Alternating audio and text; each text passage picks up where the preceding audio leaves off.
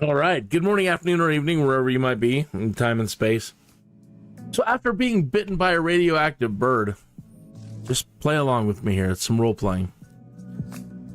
Somewhat mannered C. Tuthill was possessed to become Phineas the Skydude. This is the adventures of Phineas the Skydude number 138, where we find ourselves following the route of Alexander. We're currently in basically what used to be ancient Halicarnassus. Well, we're not too far from there. And that was a fun story yesterday, learning about all this. And I had mentioned that we were going to go to the realm of King Midas. And I got my route mixed up. So on the cover art for today, it says we're going to Issus, Tyre, Damascus, Jerusalem, Gaza, Cairo, and Alexandria. I don't know that we'll be able to get all the way down there in this live stream. Maybe in the second one this evening, we'll be able to make it down there. But I forgot about... I got my route mixed up. I didn't know when he went up to Turkey, and he went to the area where King Midas lived, Gordion. And it seems that he went there right after this place. They're like, well, why did he go up there? Again, I think it was for the gold. Again, the legend of King Midas is everything King Midas touched, right? Turned to gold. Turn on my automatic scene switcher here. Okay. So, again, we are here at basically this, I think, the site of the ancient town of Amida. He's taken Halicarnassus and he's turned it back into control over the sister. The sister of Mausolus was deposed at some point, and after he retook Halicarnassus, he gave it all back to her. So what I would like to do now is get us up in the air and get us going in the direction, and it's going to be quite a jump that we're going to have to make today to get over there. Let me see if I can get the Bushtalk Radio up the screen for you to see here where we need to go. All right, so we are currently here where the blue arrow is, and we need to go all the way up towards Ankara.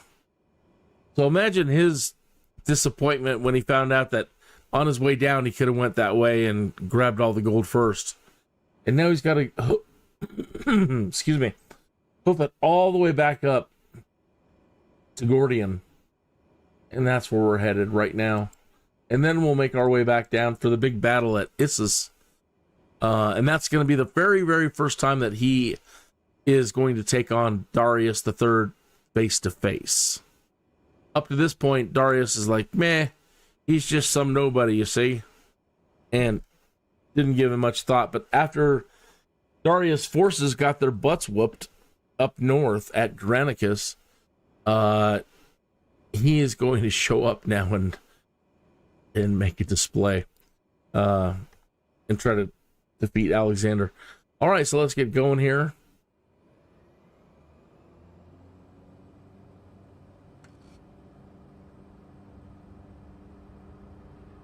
I made us a nice pot of tea in case you'd like a tea, and just kick back and relax.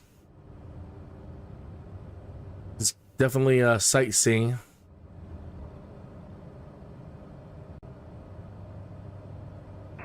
Have a nice flight. Just to remind you, we're not paying you for this one. Nope. But I am loaded with a bunch of mechanical parts and a couple of computers. And I was planning on selling those at Issus for, we can get like $1,000 per pallet.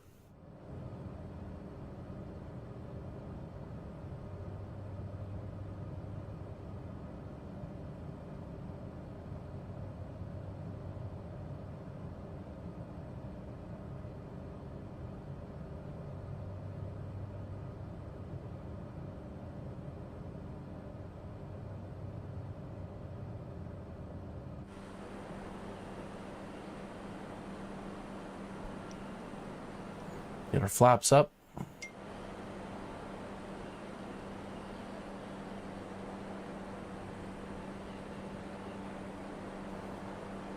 Once we get some altitude, I'll get us stabilized. We'll get the autopilot put on, and we'll get our course corrected.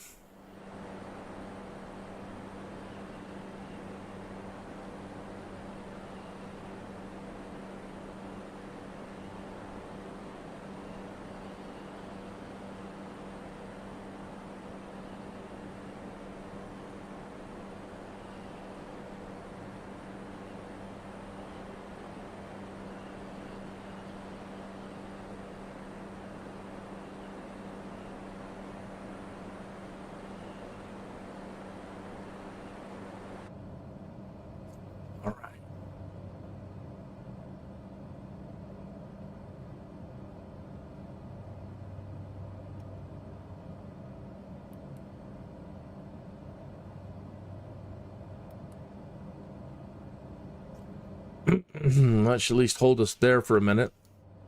Probably, if we're going to be climbing those, probably get up to like 8 or 9,000 feet.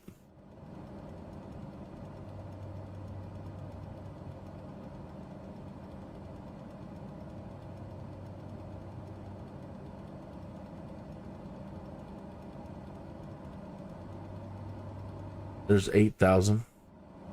The flight level change, and we are basically going north at the moment, and we want to be going, well, north is fine, but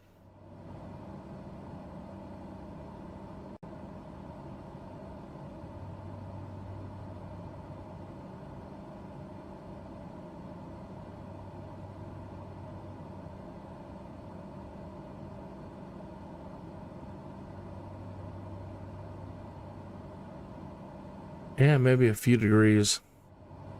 No, actually, it looks pretty good.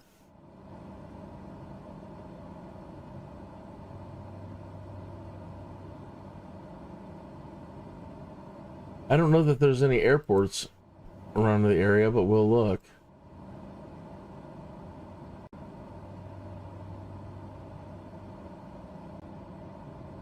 Closest airport is over here.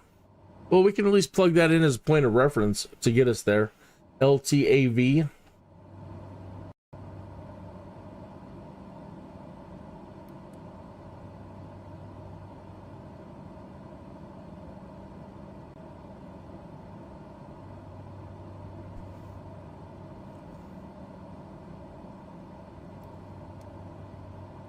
Okay. And we'll put it in a nav mode. And now we have a vector to follow.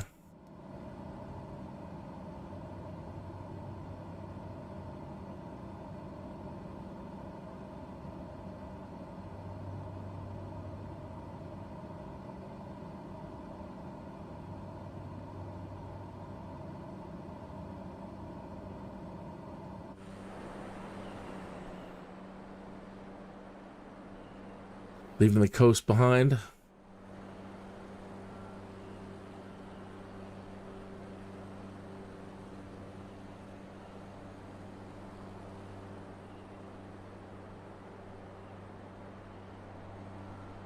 All right, so there's two myths associated with the area that we're going to. All right, now make sure that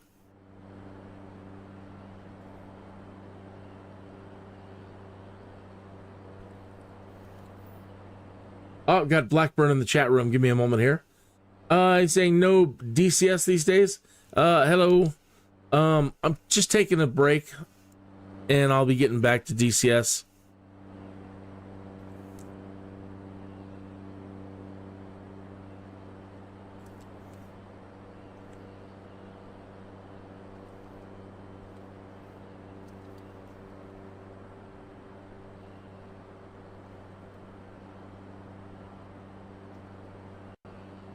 Yeah, I'll be back at DCS World after this, but I needed a little bit of a break. I didn't want to just do 2 solid weeks of just streaming DCS World. I've got so much more to learn and to practice and to do. And so I wanted to break up the live streams and do something a little bit different.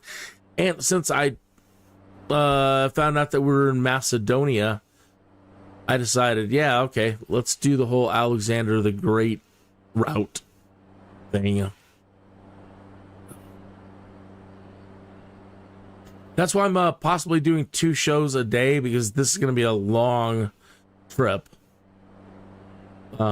Maybe I can get it all done this week, and then that way next week I can get right back to the DCS.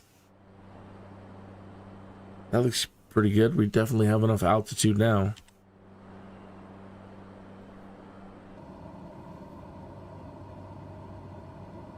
Only 7,700, that's fine. Do an alt hold here.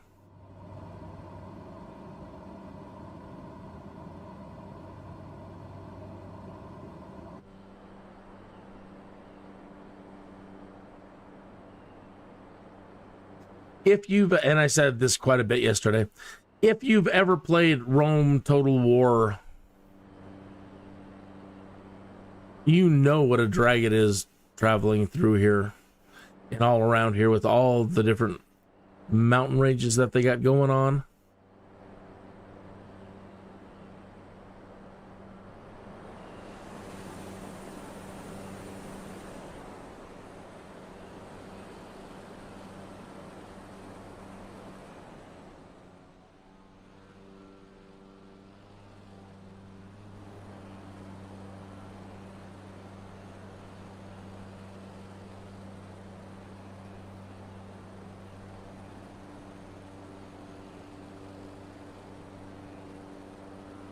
Yesterday we crossed the Hellespont. We made it to Troy.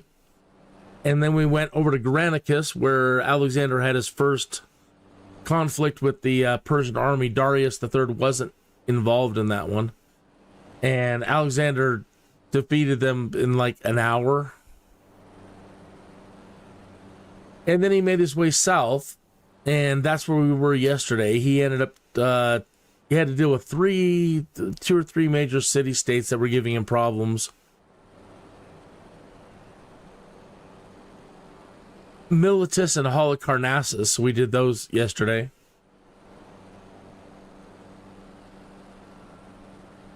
Yeah, I can use head tracking in Microsoft Flight Simulator as well, but I don't have it hooked up for this stuff. It's definitely a lot better for dogfighting and action. But when I'm out here doing this, it's easier for me to use the camera controls and the drone controls rather than my head constantly moving around.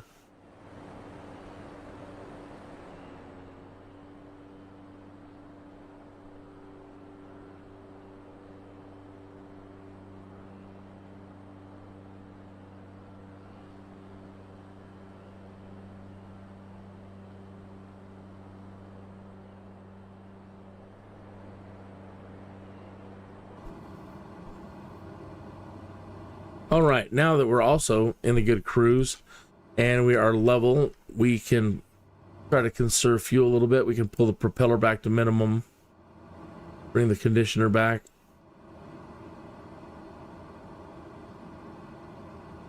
I've forgotten to turn on the separator, so I don't have to deal with that.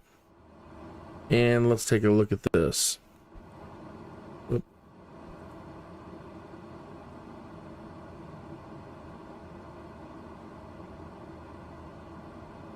Really? An hour?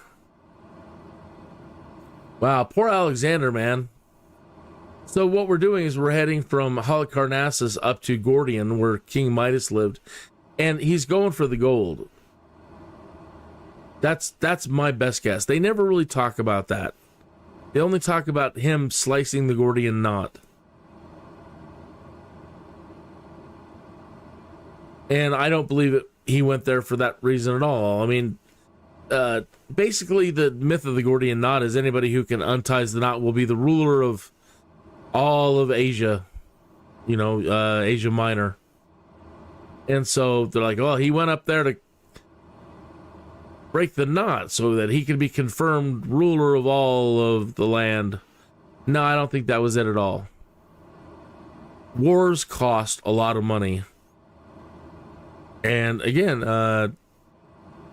Gordion's son was King Midas. And we all know that everything Midas touched turned to gold. So I think that once he got down here into Halicarnassus, somebody said, man, on the way down, you missed all that gold at Gordion. Now you got to go all the way back. And then come all the way back. So...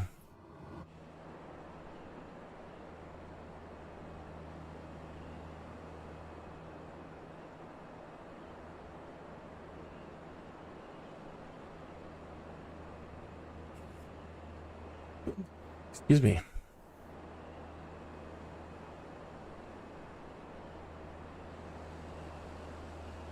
I think we should clear those. Might be a little tight. I don't know. Let's see. Yeah, maybe we got it. I don't have any detailed flight charts or maps down here, so I don't have any elevation maps. Know for certain the height of some of these. Gotta eyeball it.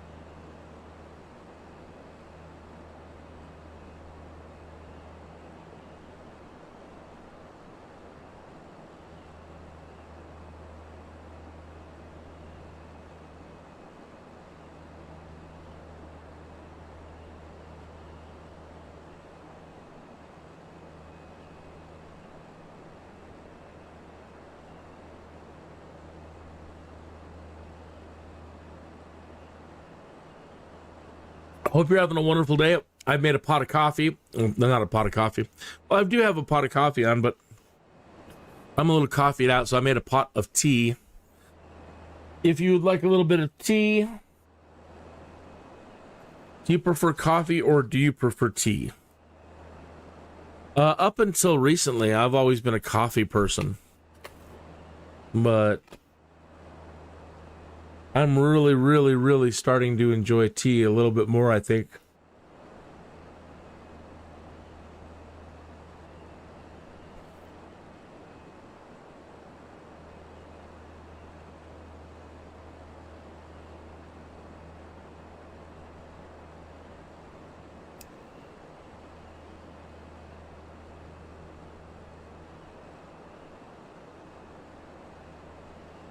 And let's see if there's anything around here we can get a read on and get some audio tour stuff going on here. Not really. All the good audio tour stuff is still south of us. Nothing really through here. The only thing we got coming up here is way over here. And it's Aphrodisias.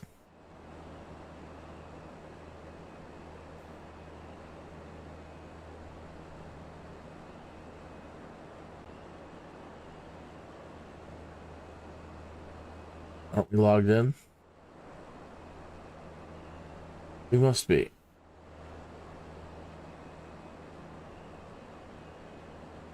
We're logged in. What happened? We're logged in.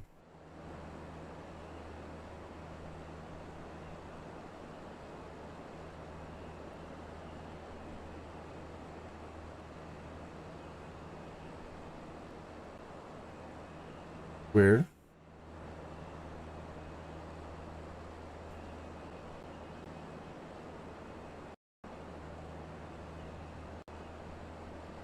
All right, so let's try that again for Aphrodisias.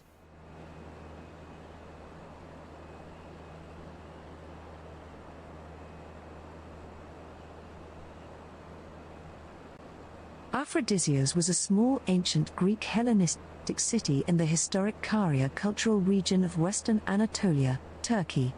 It is located near the modern village of Gir, about 100 kilometers east inland from the coast of the Aegean Sea, and 230 kilometers southeast of Izmir. Aphrodisias was named after Aphrodite, the Greek goddess of love, who had here her unique cult image, the Aphrodite of Aphrodisias. Sometime before 640, in the late antiquity period when it was within the Byzantine Empire, the city was renamed Stauropolis. In 2017 it was inscribed on the UNESCO World Heritage Site list. Well, that's cool.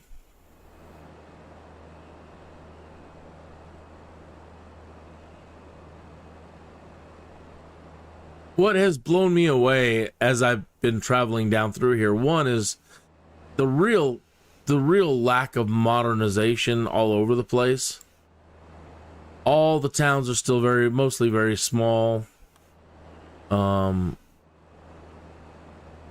You don't see a lot of skyscrapers or modern city. So it seems.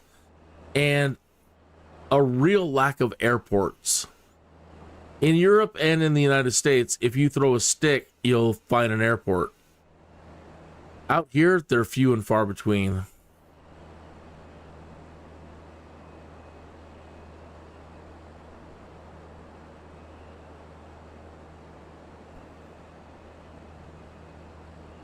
Hello, Jamie. How are you today?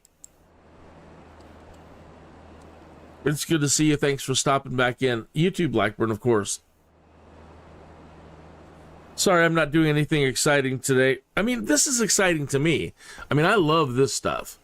DCS World is awful fun, and that was, just kind of a lark. This is what I really like doing. One, love traveling around and getting my flying hours in. But I love sightseeing, and I love learning about history.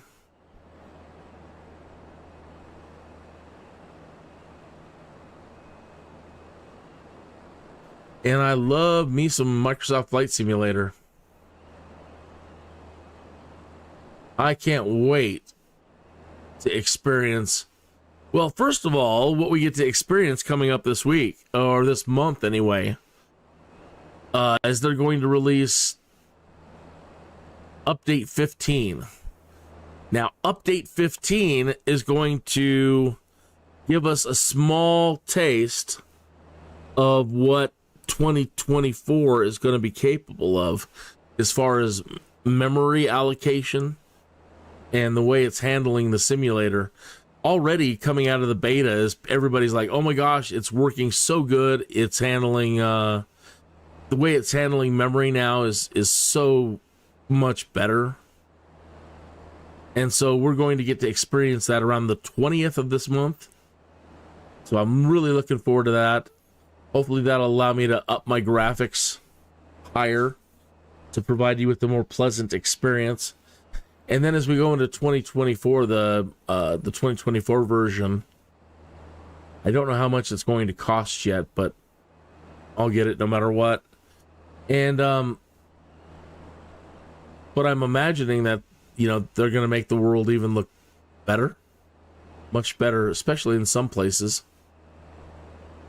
And much better at the ground level, I'm hearing. So that's going to be fantastic.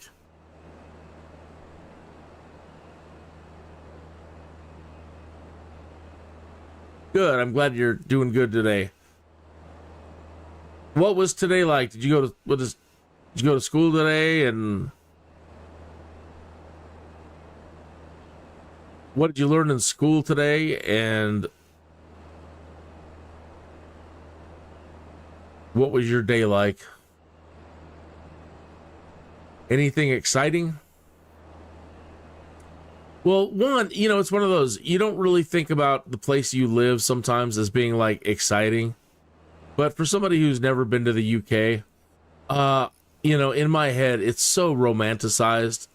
And I would love to live there. Well, I heard it's changed a lot. But again, I love history, and growing up, I was all about knights in shining armor and kings and queens and one of these days, I hope we can at least go visit. And the wife and I, and that would be nice. I'd really like to see the UK. It's one of those, when I get there, I'd want to stay because, you know, you can't see everything you want to see in the matter of days or weeks even. There's just so much history.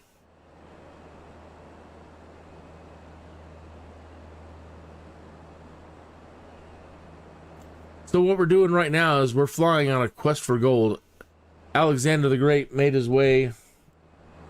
We zoom back out here on this map. So we started yesterday up here. And all of his troops crossed over here. And then he went over to Troy. And then they went over to here, to Granicus, to fight the Persians for the first time. Then he came all the way south, and he let his generals deal with all these places. And he wanted to fight some guys down here, near Miletus and Halicarnassus. And now that he's done all of that, he's fought these guys over here. I think somebody clued him into all the gold being over here. And so now he's having to travel all the way back. And this is our destination here. And I believe that he's going for the gold. The place we were just at was also a treasury in antiquity. So he's definitely hitting up all the places that are loaded.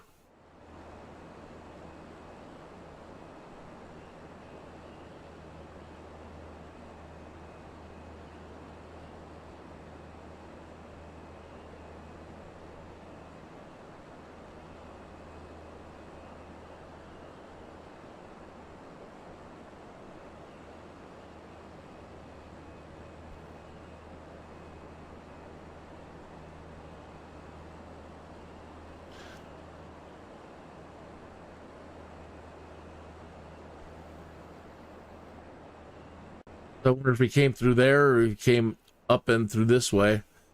I would imagine the easiest route would have been coming around and through there.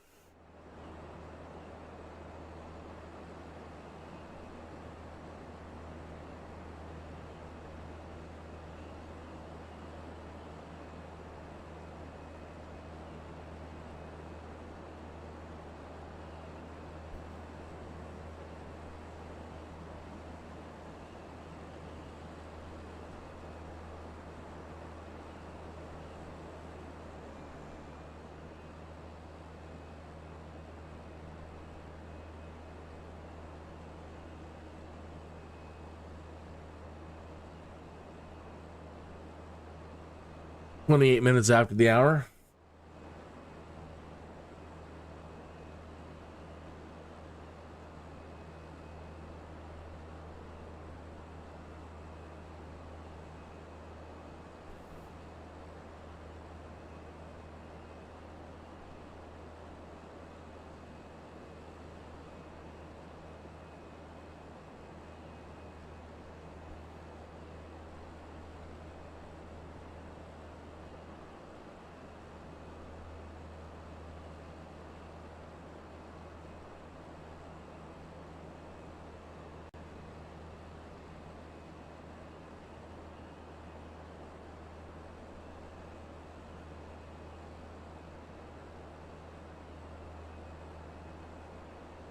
So, it doesn't seem like I've been having any copyright problems yet with the, playing the, Kings and Generals channel. And they've got really detailed animations of the, or descriptions, you know, animated descriptions of the battles. And when we get back to Issus, which is the main one with Darius, I'd like to play that for you so you get a real good understanding of the conflict that he's about to get into.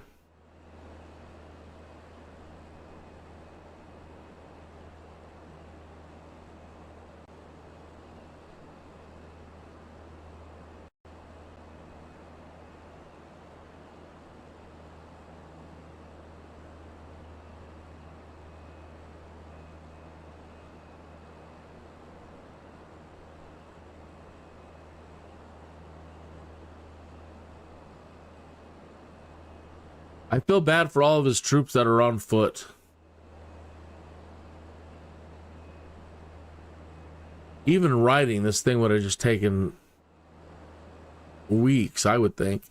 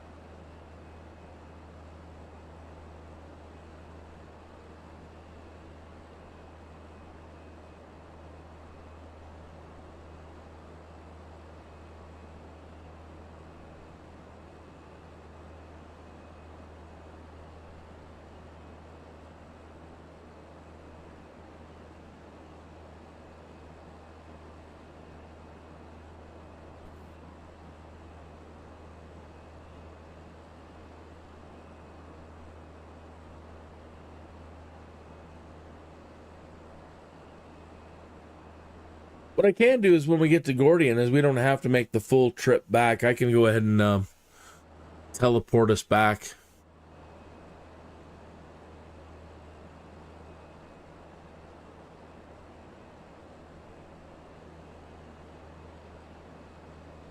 There's something over there.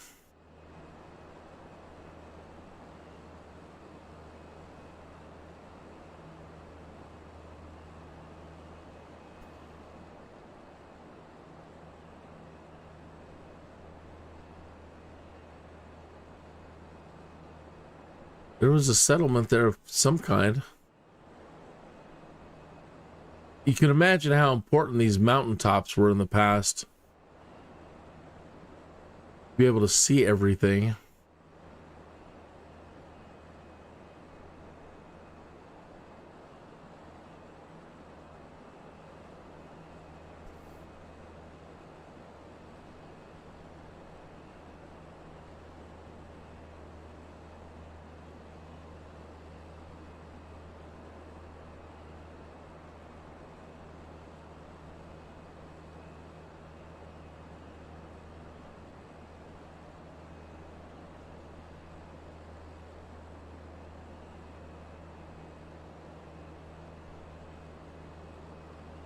We're making good time.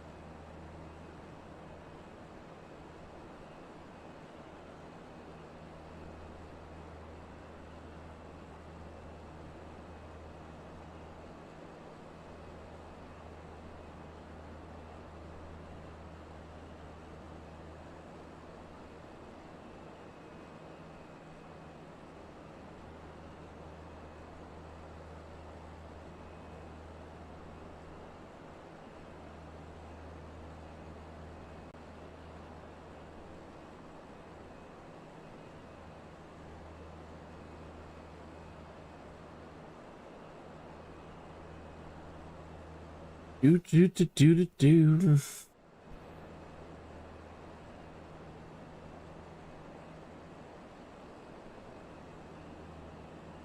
Man, some of these gorges and valleys are crazy.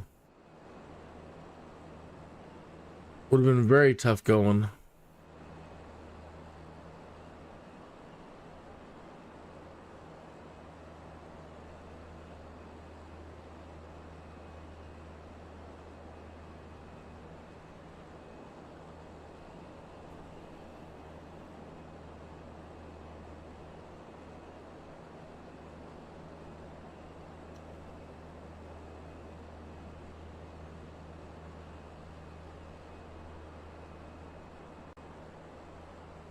I wish I still had my radio service. It ended up being a bust. But it was nice for a while. We were able to listen to music as we were flying.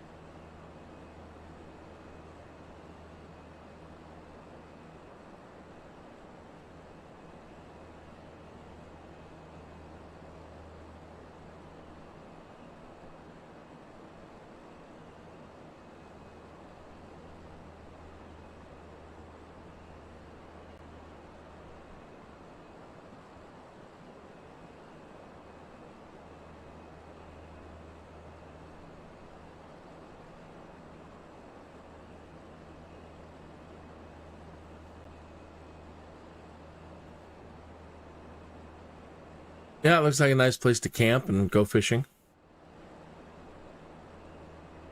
I really want to get the camping set for Microsoft Flight Simulator. You can get tents and seats and campfires and pets. And so when you land, you can deploy your campsite. I know it sounds silly, but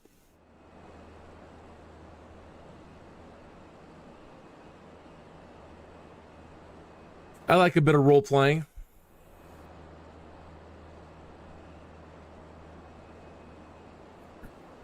A lot of stuff going on in Congress today.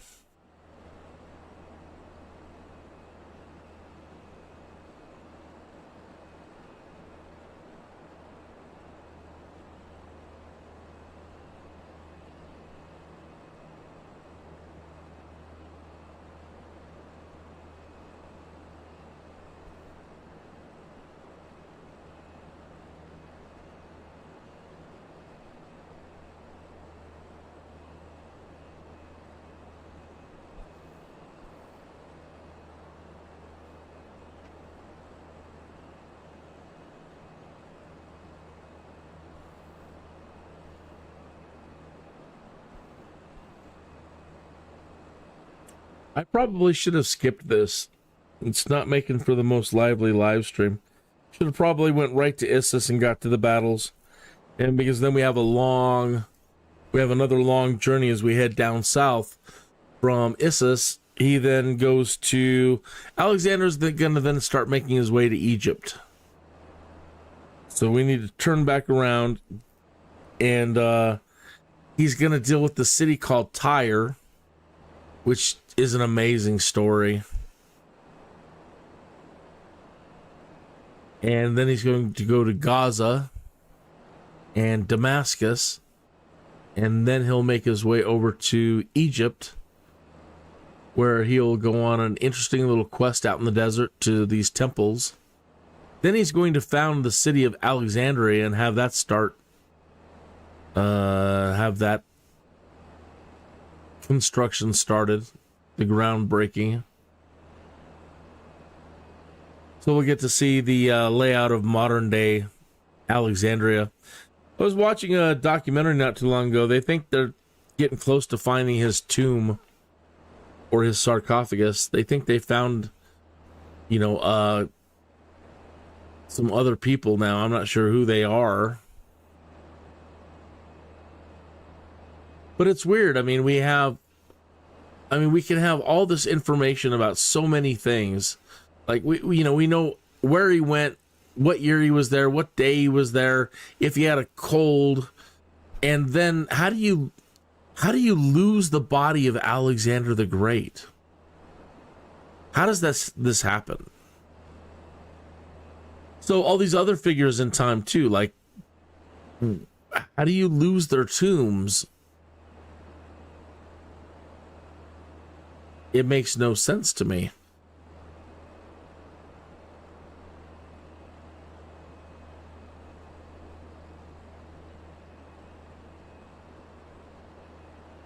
I wonder if those are iron deposits. I wonder what's making the ground so red down there. I mean, deep, deep, deep red. Is it usually iron in the ground that causes it to oxidize and turn red?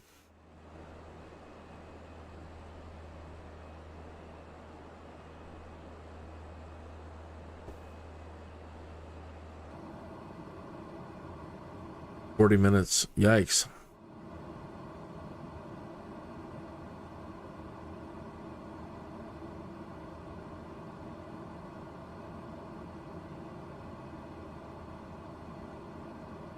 Going pretty good.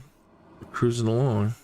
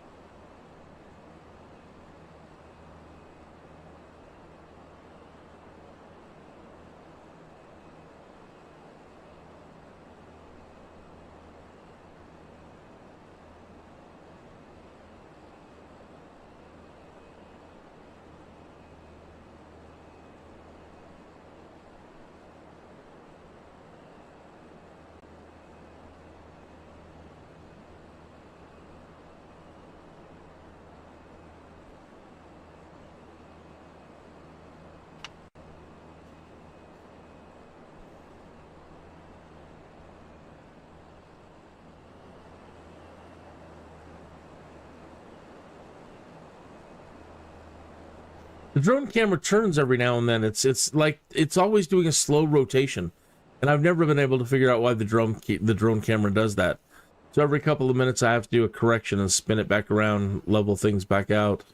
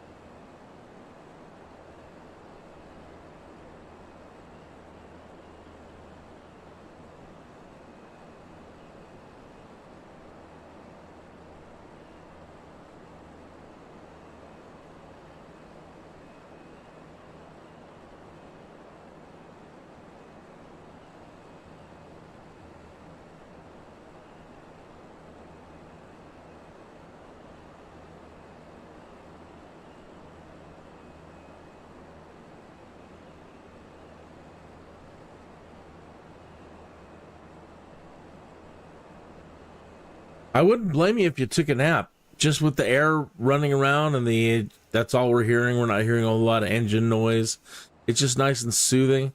It's been lulling me. It's been hypnotizing me, making me get drowsy and want to take a nap.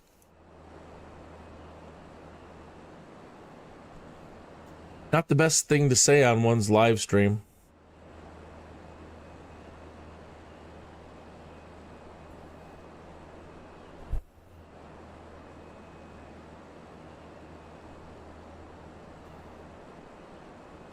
Time for a stretch and to refill my tea.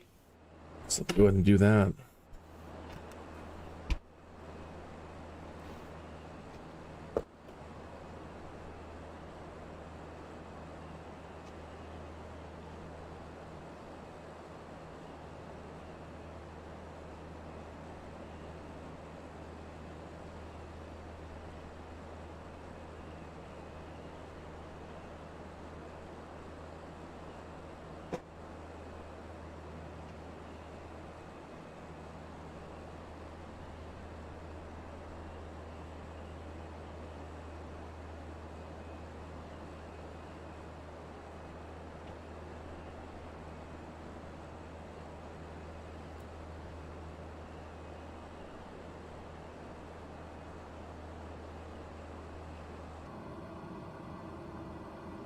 Minutes.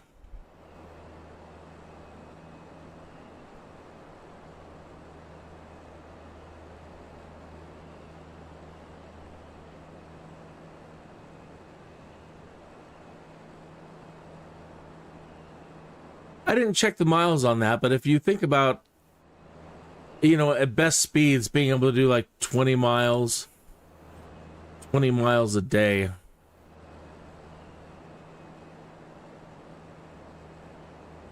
I mean, if you're not in that much of a hurry, possibly less, but on average, they say it was a good day back then if you could make 20 miles a day. So yeah, I wonder how long it took him to come all the way back up here.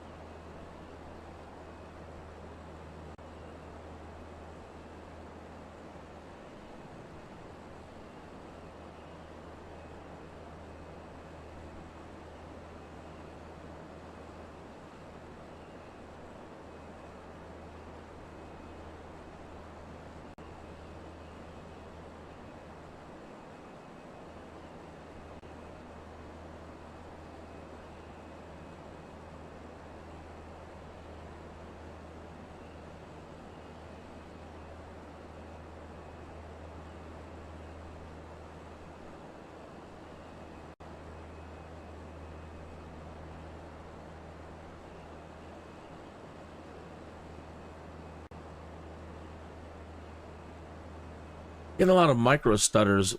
It's not making it pleasant.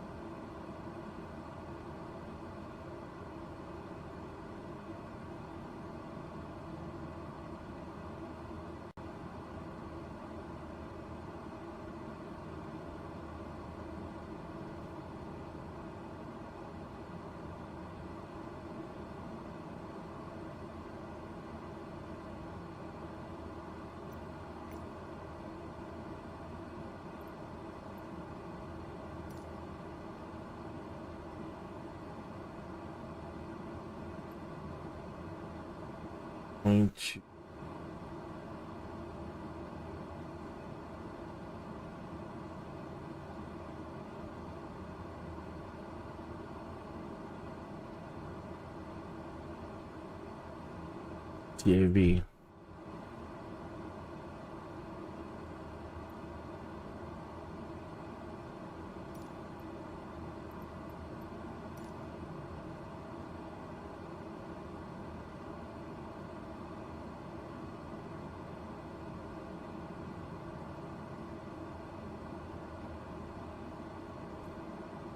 All right, even though we're pretty far away still, we went ahead and called in our approach and landing at the airport.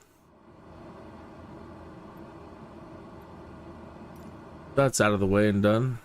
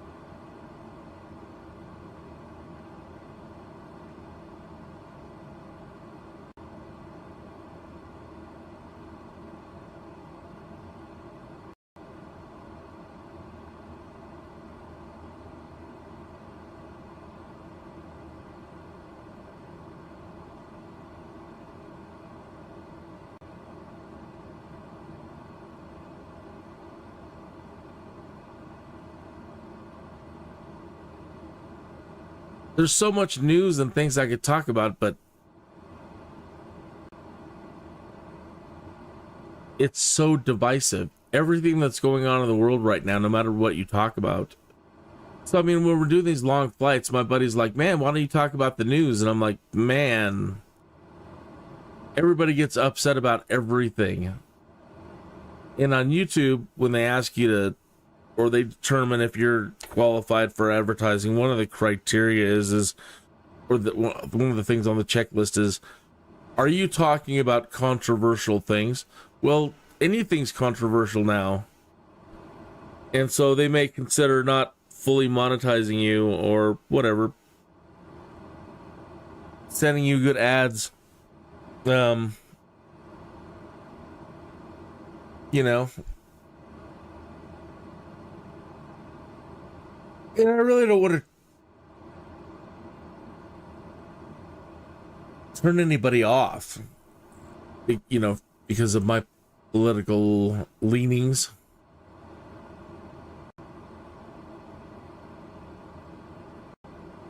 I'm trying to find any, like, fun news, but there's no real fun news in the world today.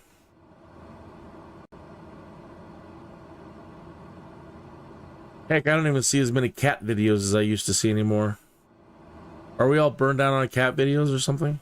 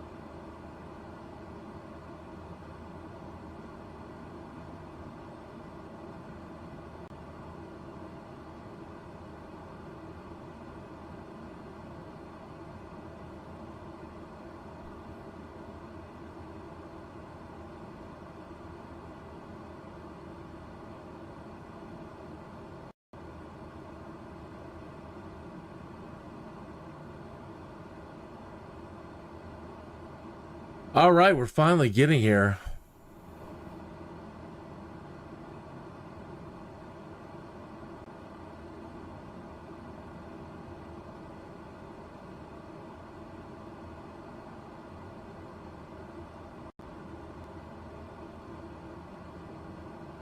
Oh, wow. I just looked at the chat room because I've been nodding off here. And Henning says, not in the mood for anything right now since your father had to go to the ER today. I'm very sorry to hear that. And I completely understand. Oh, I'm really sorry to hear that. And I got my fingers crossed. Whatever it is, I hope it's a speedy recovery. And that's a drag.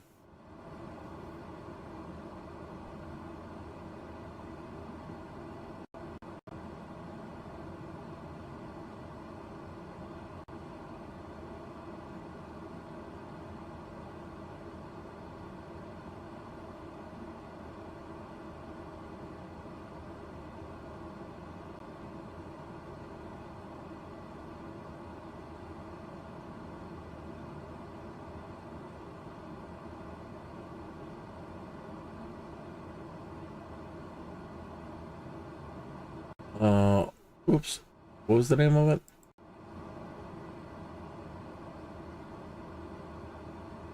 LTV. Find out what they're buying. See what their market's like. B. They're not really buying anything.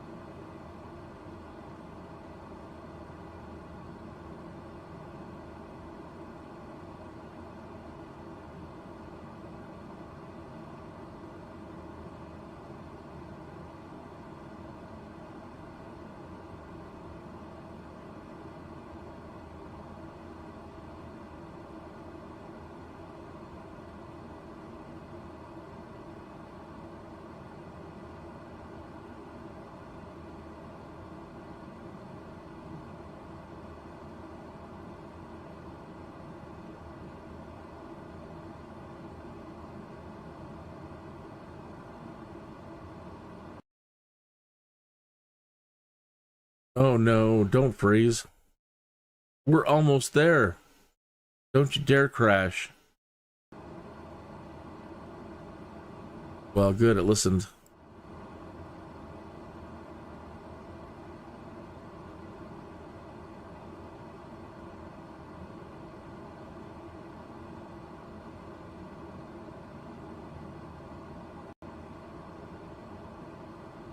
It figures now that I'm over in Europe, all these dailies are showing up over near the United States.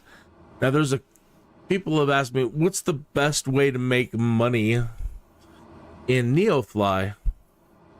And the best way to make money is every day that when you log in, go here to flight, manage your flight, and zoom out on the map and look for the purple exclamation point, purple and white marker.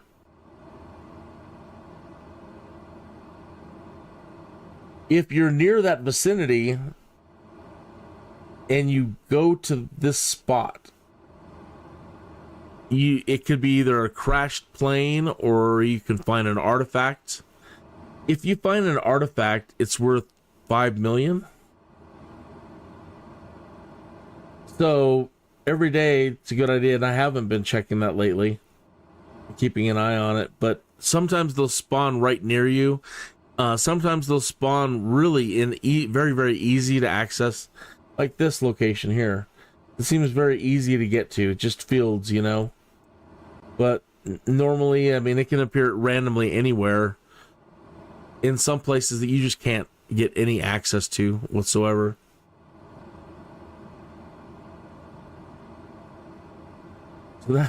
So that's the absolute fastest way to make money if you get lucky.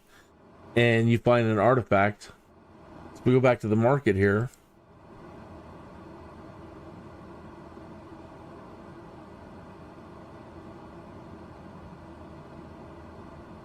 Yep.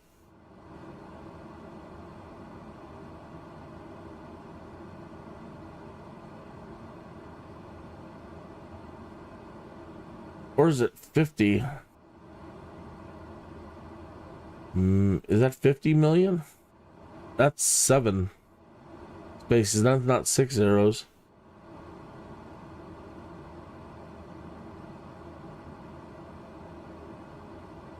One, 2, 3, 4, 5. Okay, it is 6 zeros. Oh, so 5 million.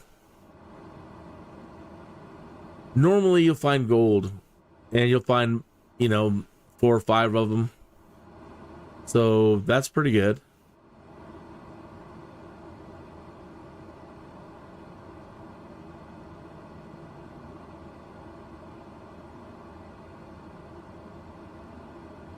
All right, the airport ahead of us. We're actually not going to land at the airport. I called it in, but we actually just need to deviate a small bit beyond the airport. And we're there.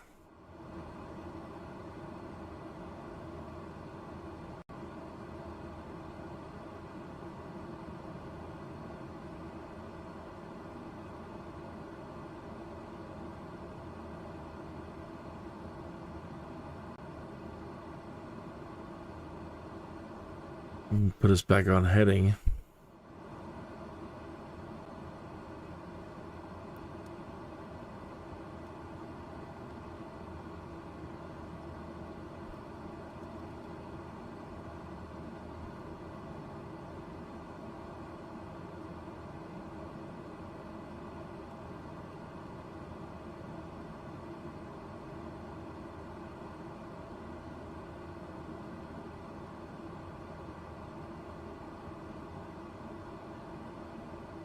Okay, we're almost there. So what has this all been about?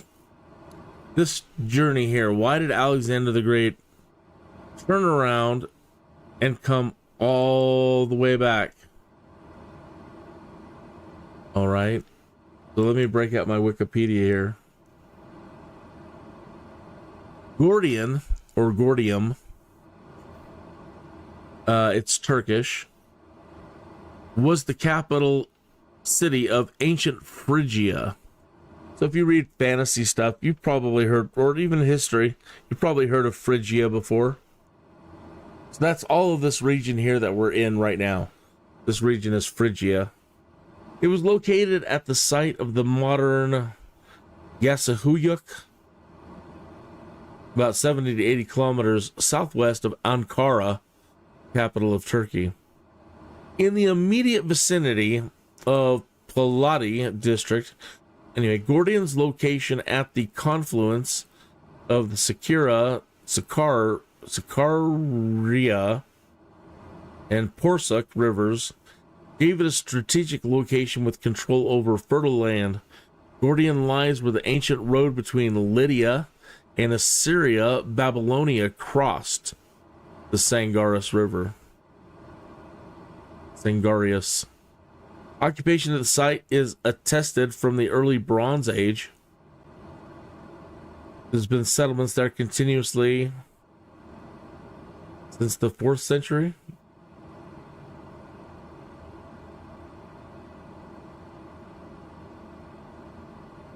The Citadel Mound at Gordion is approximately 13.5 hectares in size, and at its height, habitation extended beyond this area in approximately 100 hectares in size. I don't know how big a hectare is. Gordion is the type site of Phrygian civilization. Its well-preserved destruction level of 800 BCE is a chronological linchpin in the region. The long tradition of tumuli at the site is an important record of elite monumentality and burial practice during the Iron Age. Tumuli are just giant hills. So they'll build a giant mound for you instead of just sticking you in the ground.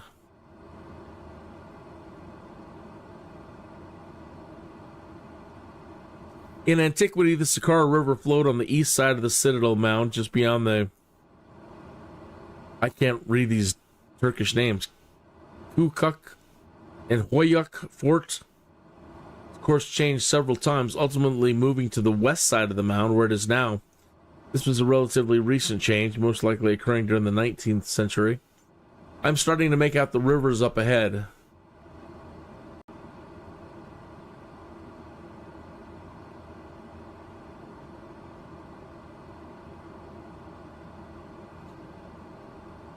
So it was inhabited from at least the early Bronze Age, 2300 BCE. By the end of this point, end of this period, it displayed ceramic commonalities with communities as far west as the Troad and as far east as Cilicia.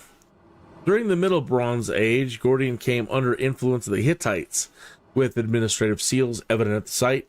There is an extensive necropolis attested on the northeast ridge, with burials of the MH3 and 4 periods. Gordion was part of the Hittite Empire and located at the western edge of its heartland. There was a cultural change at Gordion in the early Iron Age, with distinct differences from the late Bronze Age in regard to architecture and ceramics, and linguistic links with southeastern European. Points to an influx of Balkan migrants at this time, possibly the Phrygians. There were several monumental construction projects on the citadel during the 10th and 9th centuries. The early Phrygian period resulted in a circuit wall around the citadel mound with an extensive gate complex. The east citadel gate provided both increased defense and a projection of power. There's ample evidence of widespread burning of the eastern portion of the citadel mound of Gordion.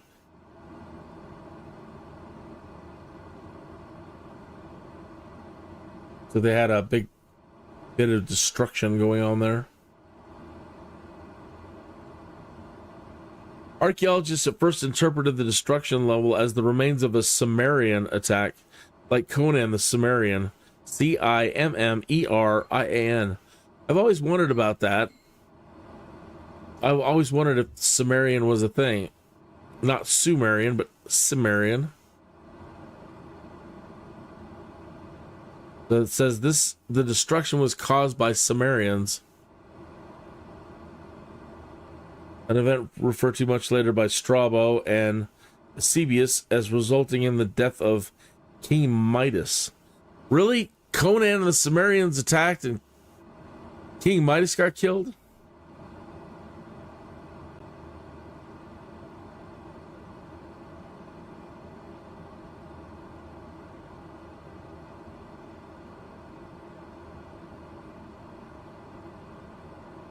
The most famous king of Phrygia was Midas, who reigned during the Middle Phrygian period at Gordion. He was likely on the throne at Gordion by 740 BCE, based on the completion of the tumulus form around that time. King Midas was the first foreigner to make an offering at the sanctuary of Apollo at Delphi, dedicating the throne from which he gave judgment. During his reign, according to Strabo, the nomadic Cimmerians invaded Asia Minor, and in 710-709 BC, Midas was forced to ask for help from the Assyrian king Sargon II. In Strabo's account, King Midas committed suicide by drinking bull's blood when the Cimmerians overran the city. Wow. It's just up ahead now. We can start coming down.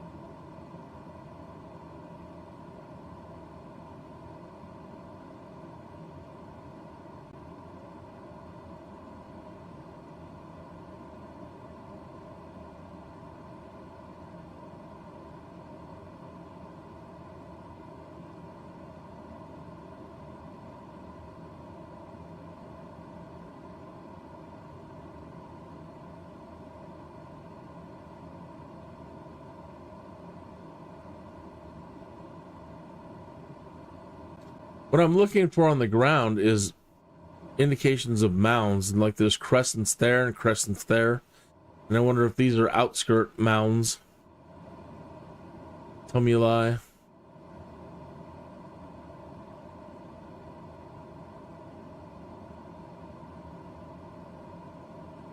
There looks to be two on that hill. I don't know. It could just be my eyes seeing what I want to see.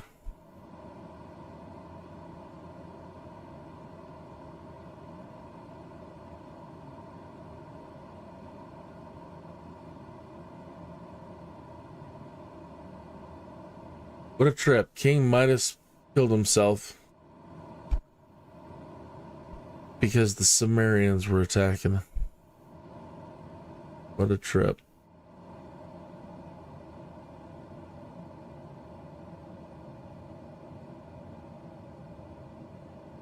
That's hard to believe. I mean, he must have been rich because again,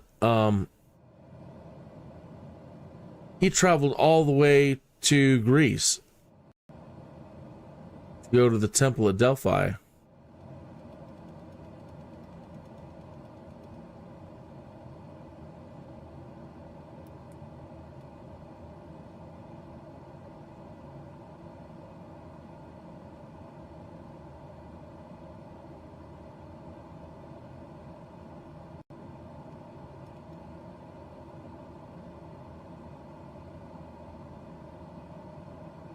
The location of the ancient ruins is just beyond the existing city out here.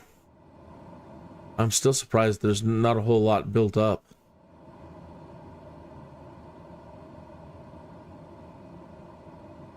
Since the days of King Midas, not a whole lot going on here. Wonder what the real estate goes for.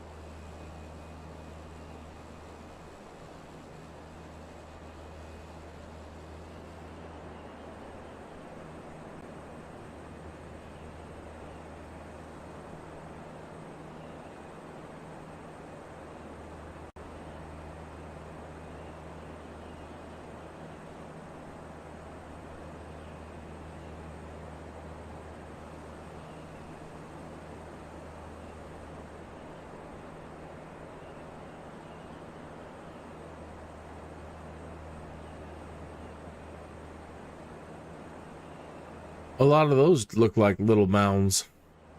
Hard to tell what those are, but they're all over the place. Little dots of brown. Look at these.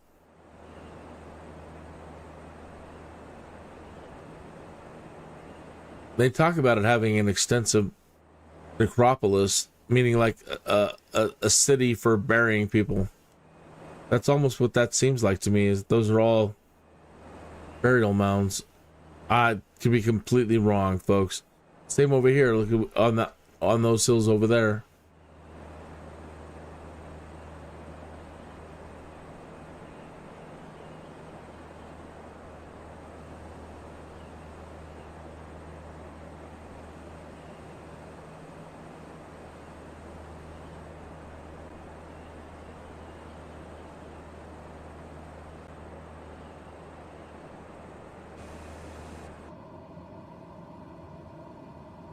Wow.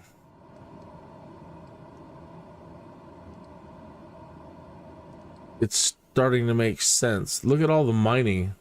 I mean, that's what I'm guessing all this is over here. Just course to head directly to it. Now we're here.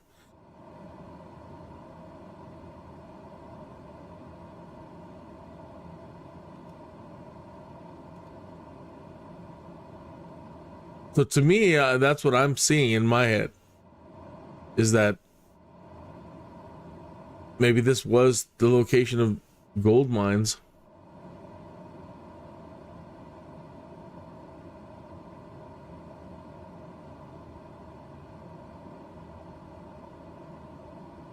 Because there's nothing here. What was he making the money off of? What, you know? That leads me to believe these were...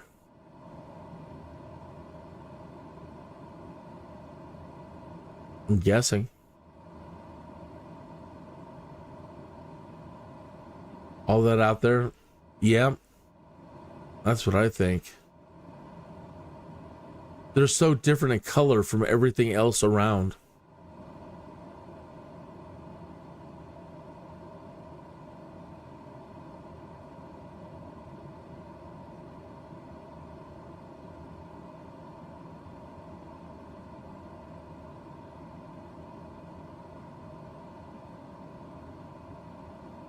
In that strip over there against that hill, it almost looks like, you know, following a vein. I mean, it's got a... I don't know. Again, just all guessing at this point. We're here. This is the formal location on the map of the site. Should get in a pop-up here in a moment. An audio tour.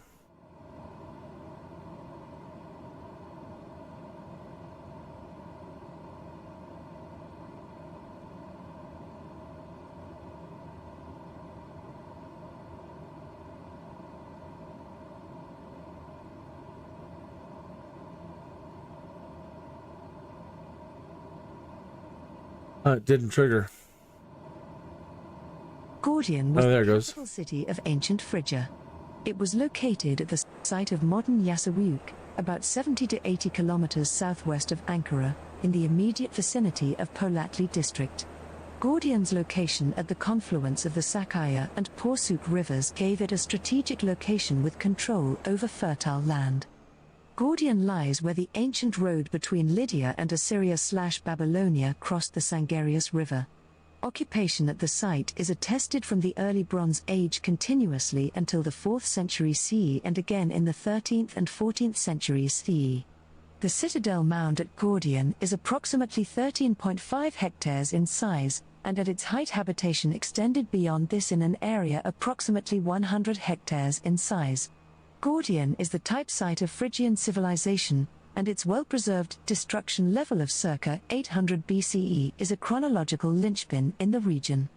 The long tradition of tumuli at the site is an important record of elite monumentality and burial practice during the Iron Age.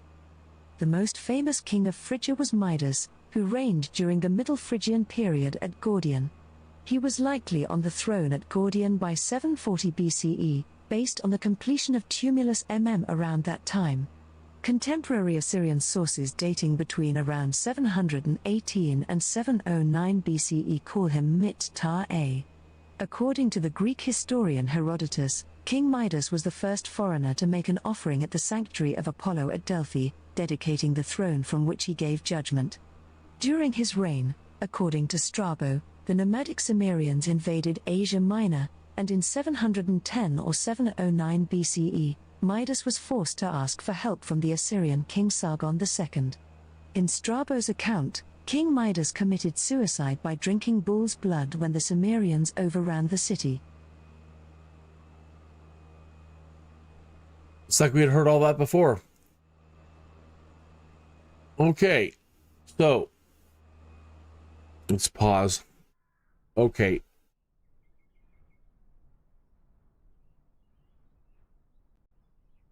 Let me try to find the story that they always want to talk about now.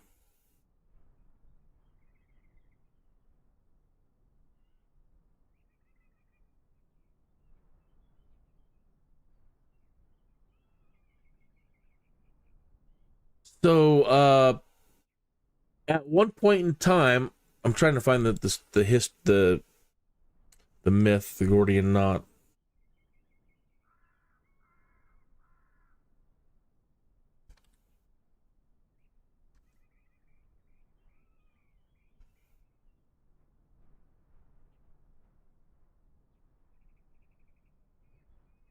The cutting of the Gordian knot is an ancient Greek legend associated with Alexander the Great and Gordium in Phrygia regarding a complex knot that tied an ox cart. Reputedly, whoever could untie it would be destined to rule all of Asia.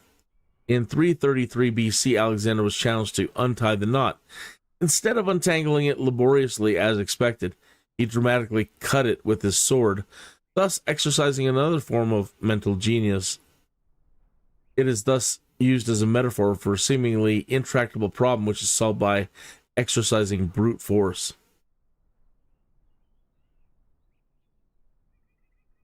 The Phrygians were without a king, but an oracle at Telemissus, the ancient capital of Lycia, decreed that the next man to enter the city driving an ox cart should become the king.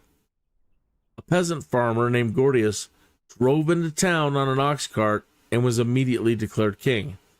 Out of gratitude, his son Midas dedicated the ox cart to the Phrygian god Sabazios, whom the Greeks identified with Zeus, and tied it to a post with an intricate knot of cornel bark.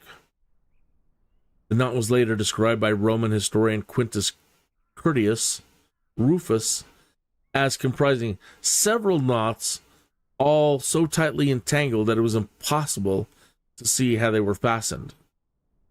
The ox cart stood in the palace of the former kings of Phrygia at Gordium in the 4th century BC when Alexander the Great arrived, at which point Phrygia had been reduced to a satrapy or province of the Persian Empire. An oracle had declared that any man who could unravel its elaborate knot was destined to become the ruler of all Asia. Alexander the Great wanted to untie the knot but struggled to do so. He then reasoned that it would make no difference how the knot was loosened, so he drew his sword and sliced it in half with a single stroke. In an alternative version of the story, Alexander loosened the knot by pulling the linchpin from the yoke. Sources from antiquity agree that Alexander the Great was confronted with the challenge of the knot, but his solution is disputed. Both Plutarch and Arrian relate that according to Aristobulus, Alexander the Great pulled the linchpin from the pole to which the yoke was fastened, exposing the two ends of the cord and allowing him to untie the knot without having to cut through it.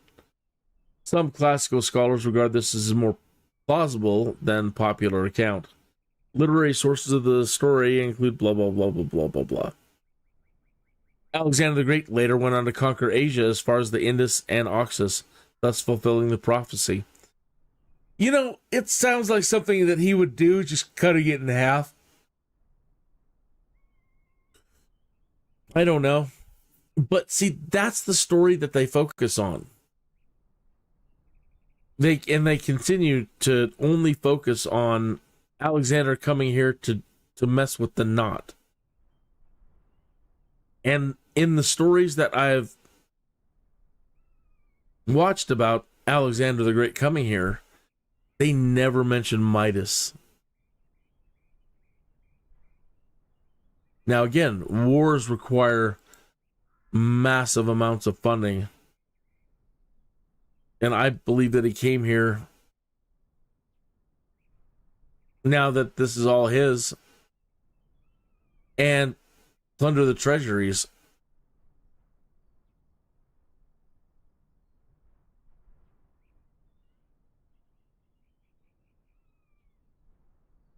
Okay, that took forever.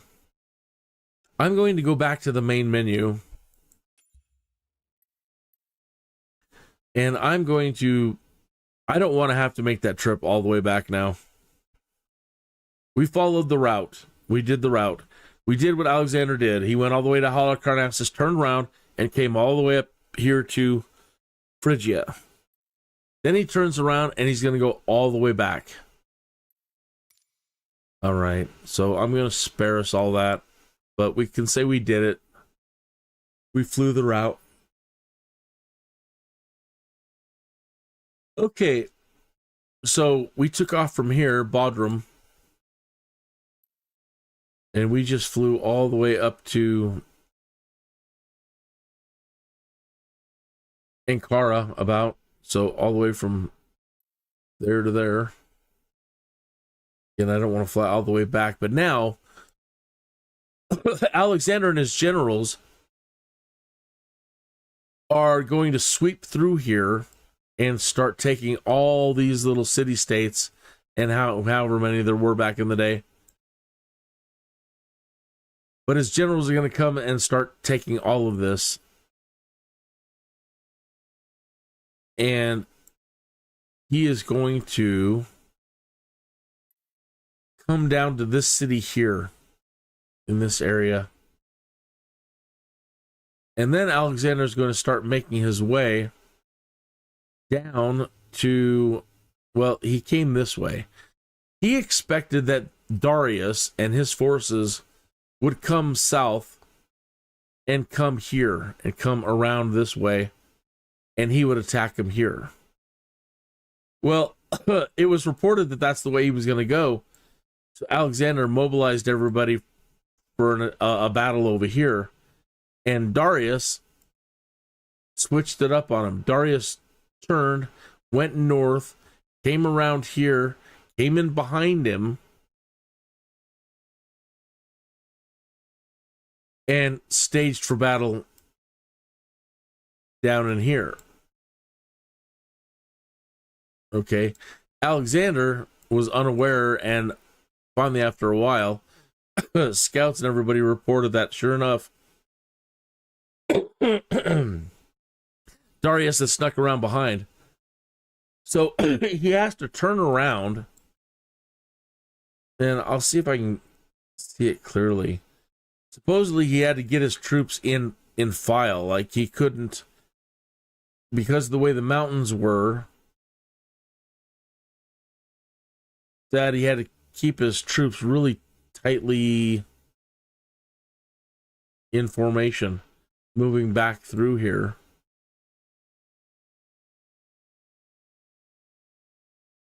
And then he's going to have it out with Darius. So let's just take our plane and we will spawn here.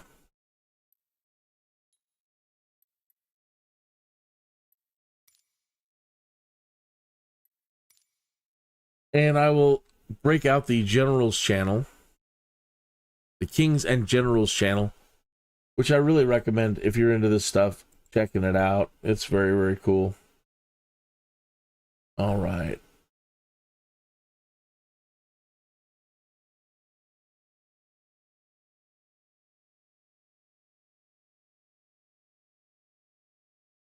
Back up a little bit.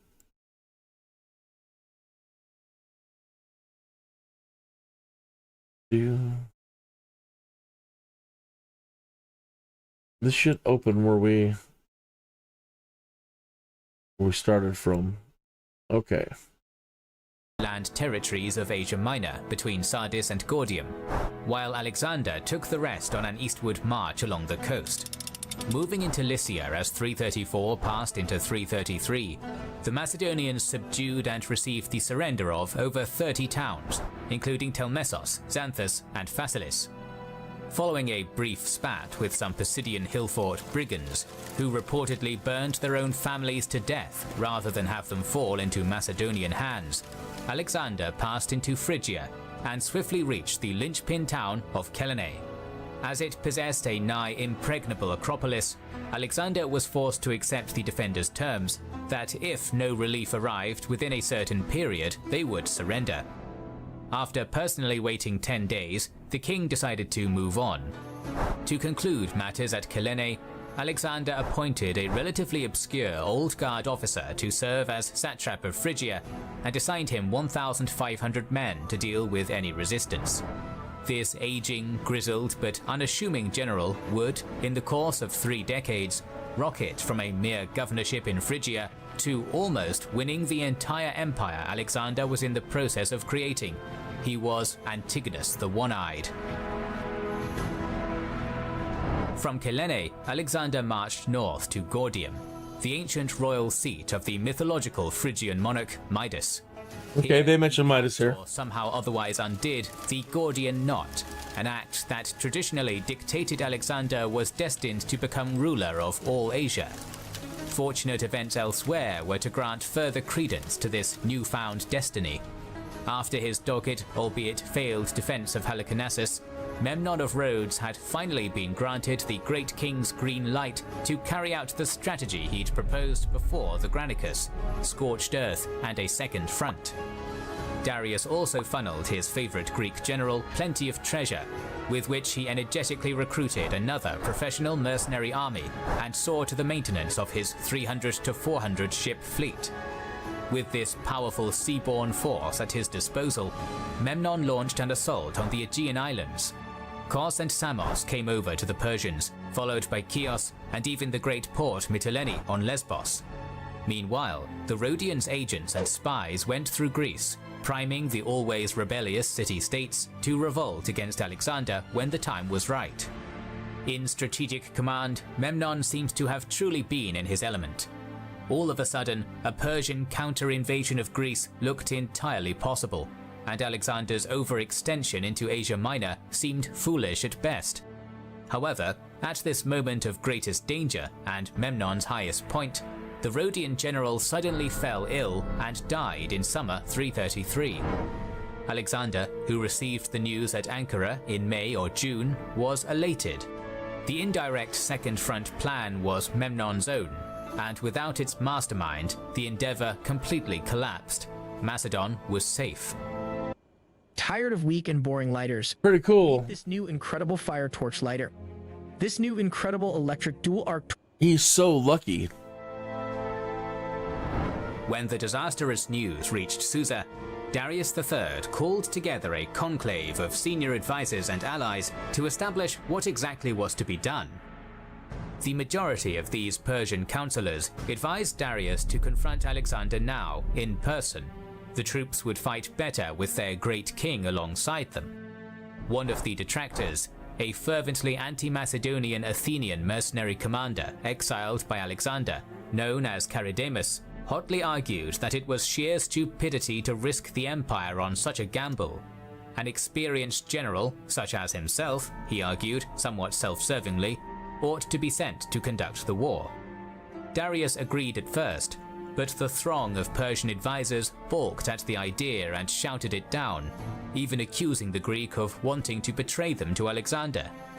Fiery-tempered Charidemus shot back, raving about the Persian lack of fighting will and manliness.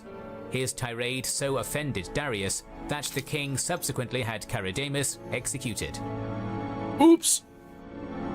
From Susa, therefore, the great king marched to Babylon, gathered his many vassals from across the empire, and summoned their armies. Meanwhile, at Ankara, Alexander received the altogether insincere submission of the provinces of Cappadocia and Paphlagonia before marching southeast to the Cilician Gates, which was held by a small force of Arsames' troops. However, in a stroke of luck Alexander would later recount as his greatest, Arsames and most of his men were busy burning and ruining the Cilician plain in accordance to Memnon's scorched earth strategy, allowing Alexander to seize the mountain pass in a night attack. Realizing what had just happened, Arsames fled to rendezvous with the king, and Alexander entered Tarsus on September 3rd, 333. After jumping into a freezing river, the king was left debilitated by a bout of illness for several weeks. During this time, he sent Parmenion around the Gulf of Alexandretta to scout out the situation and hold the crucial passes between Syria, Mesopotamia, and Anatolia. In the course of this mission, Parmenion established a base of operations at a small town called Issus, and established that a massive Persian army was occupying Soki beyond the Syrian gates. Once Alexander recovered, he marched the entire army around the Gulf. Perhaps acting on misinformation, the king left his wounded at Issus before continuing south and arriving opposite the Syrian gates, where he expected Darius to come from. He didn't, preparing for his coming stroke by sending his baggage to Damascus.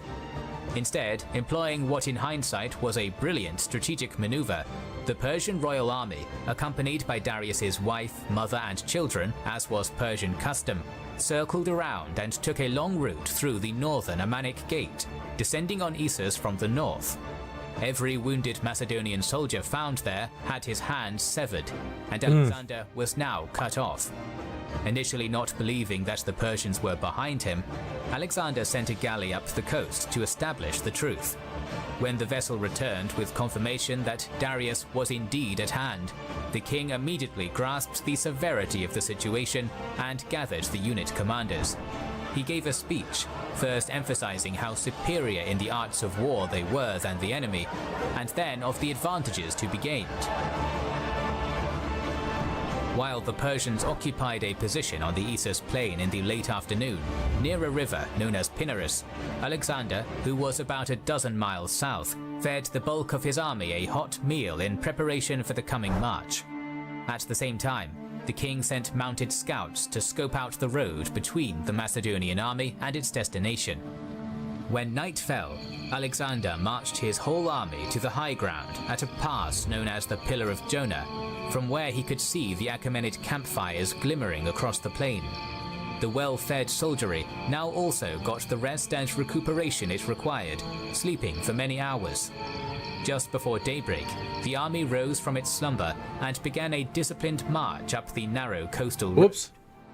Although confined to columns at first due to the terrain, with infantry units in front and cavalry behind, more Macedonian warriors were gradually brought forward as the terrain opened up, slotting seamlessly into the formation.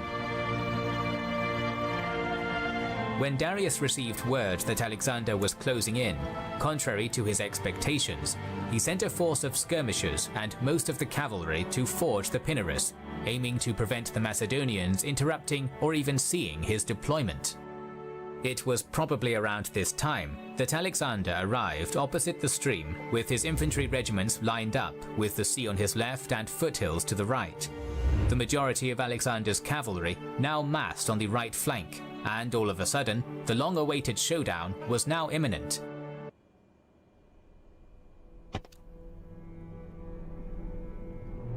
Frostpunk, huh? It is incredibly difficult to establish exactly how many soldiers Darius III had with him at Issus in 333, a fact that makes charting the course of the battle that much harder.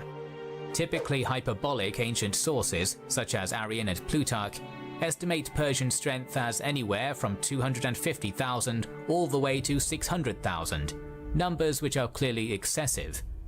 Modern arguments favoring the other extreme state that Darius's army was no larger than Alexander's, at between 40 and 60,000.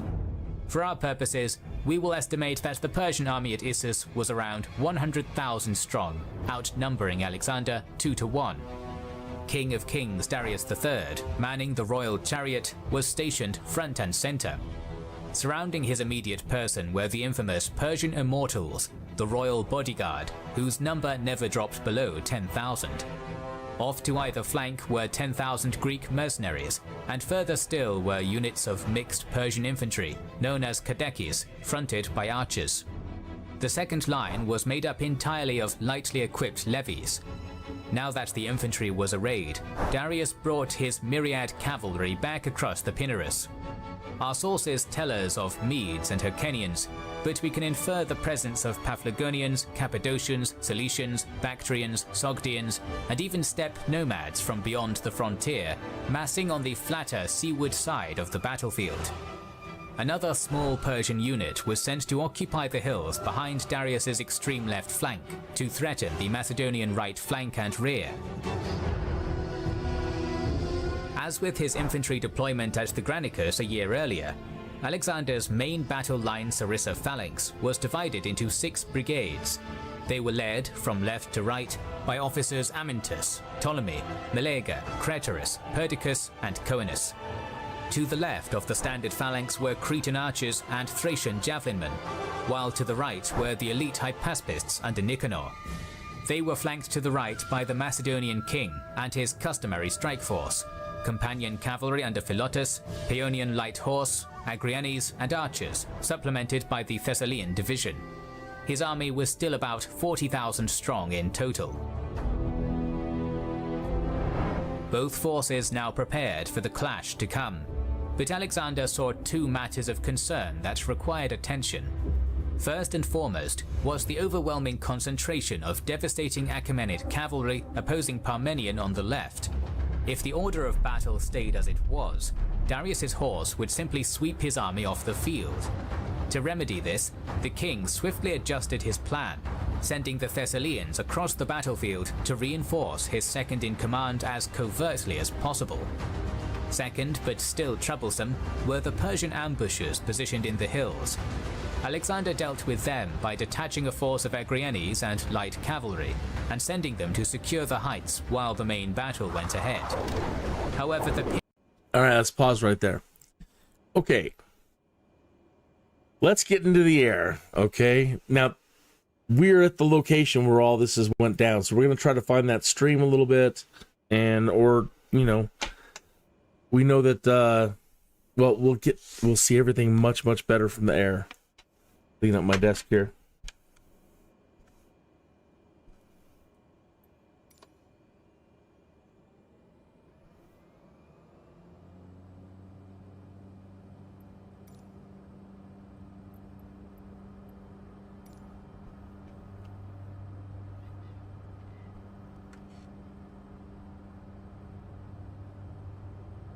This is the first place we've seen buildings, tall buildings. We put one right at the end of the runway.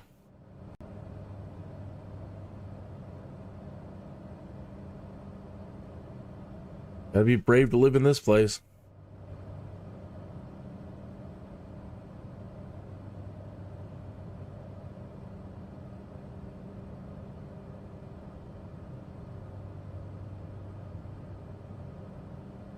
All right, so I'm facing basically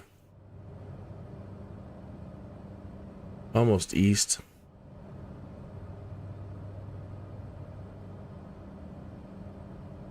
All right, so I think Darius would have come through this area, because he's going to sneak around behind Alexander, who went down the coast, and anticipated him that way. See why they call it as like a stroke of genius. I mean, that looks so inaccessible to come through there.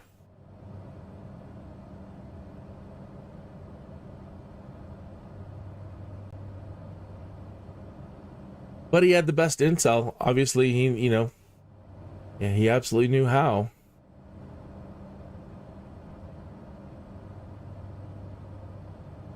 All right, so looking this way now.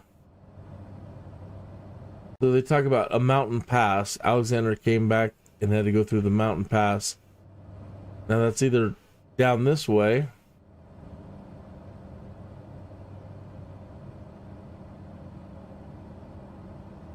or from that way.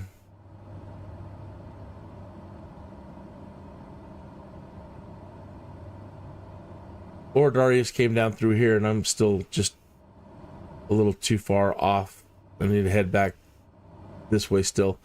And we'll be looking, we're looking for a stream. Hey, this is the first time we've seen some real highway. A cloverleaf down there. Again, tall buildings. First real modern, big modernization we've seen.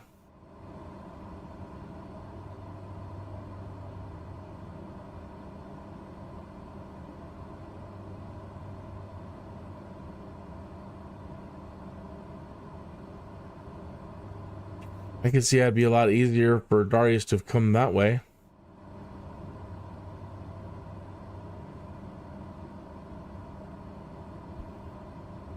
$600,000 men. It seems so big of a number that they always say, like, well, that seems greatly exaggerated. But with the Persians and, you know, I guess with dealing with the Spartans, Xerxes supposedly had brought 1 million men.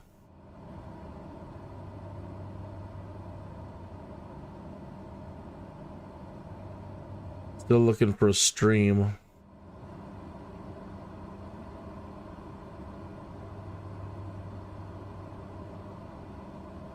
This could be the mountain pass here.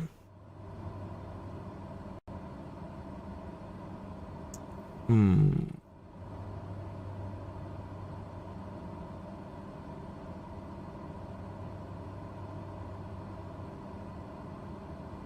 he had to deal with those guys that were coming around, the attackers, the ambushers from the that were up on these hills.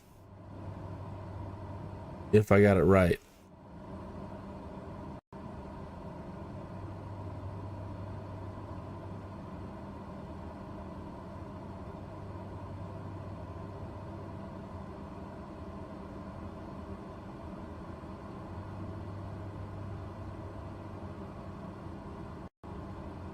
Kind of looks like that's a waterway down there. Sorta. Could have been. Don't know.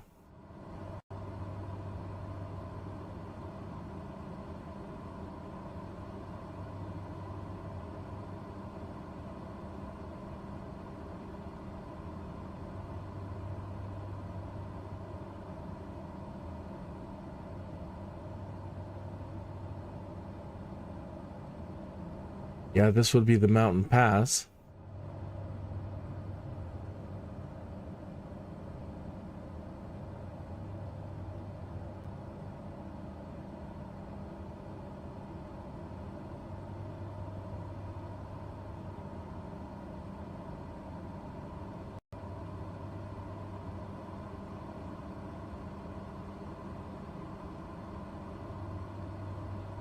You can see a waterway a little bit cutting in, but it seems to end in just like a little, I don't know, whatever you call that. Doesn't seem to continue.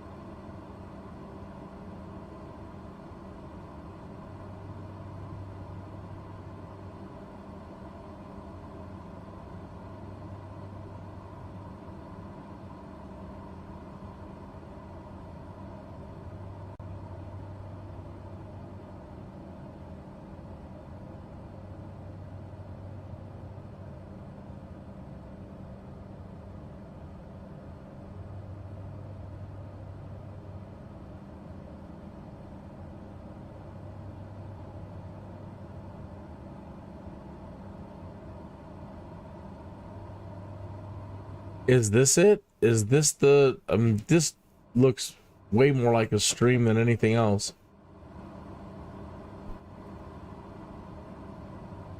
Yeah.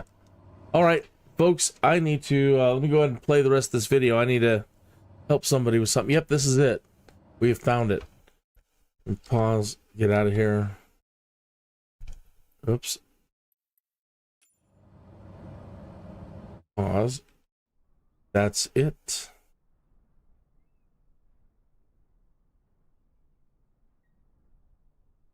Okay, so we're on Alexander's side. What do you say? Parmenians over here on this side, but then he had to reinforce them. And he's got the ambushers from that side. And now let's go back over here, and I'll be back in a minute or I don't know. Let's see how quick I can get this done.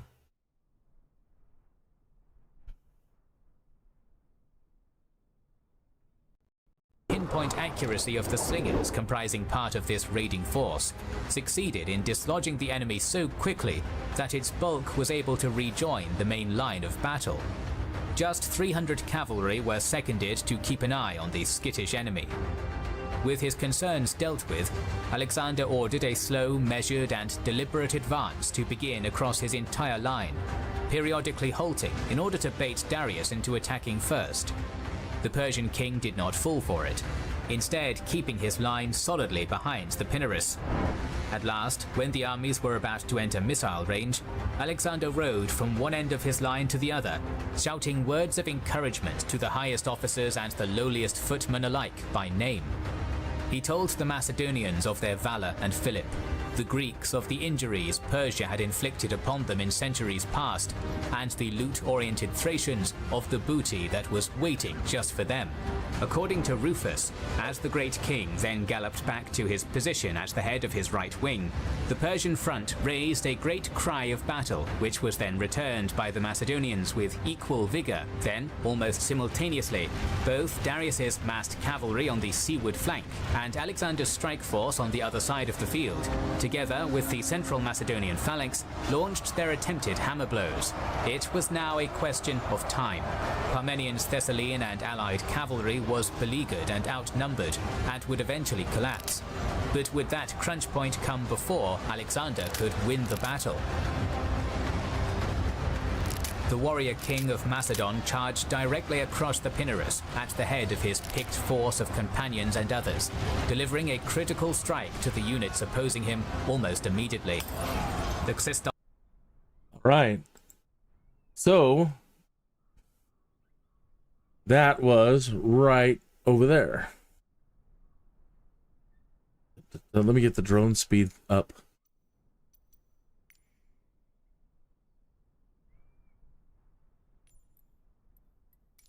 All right.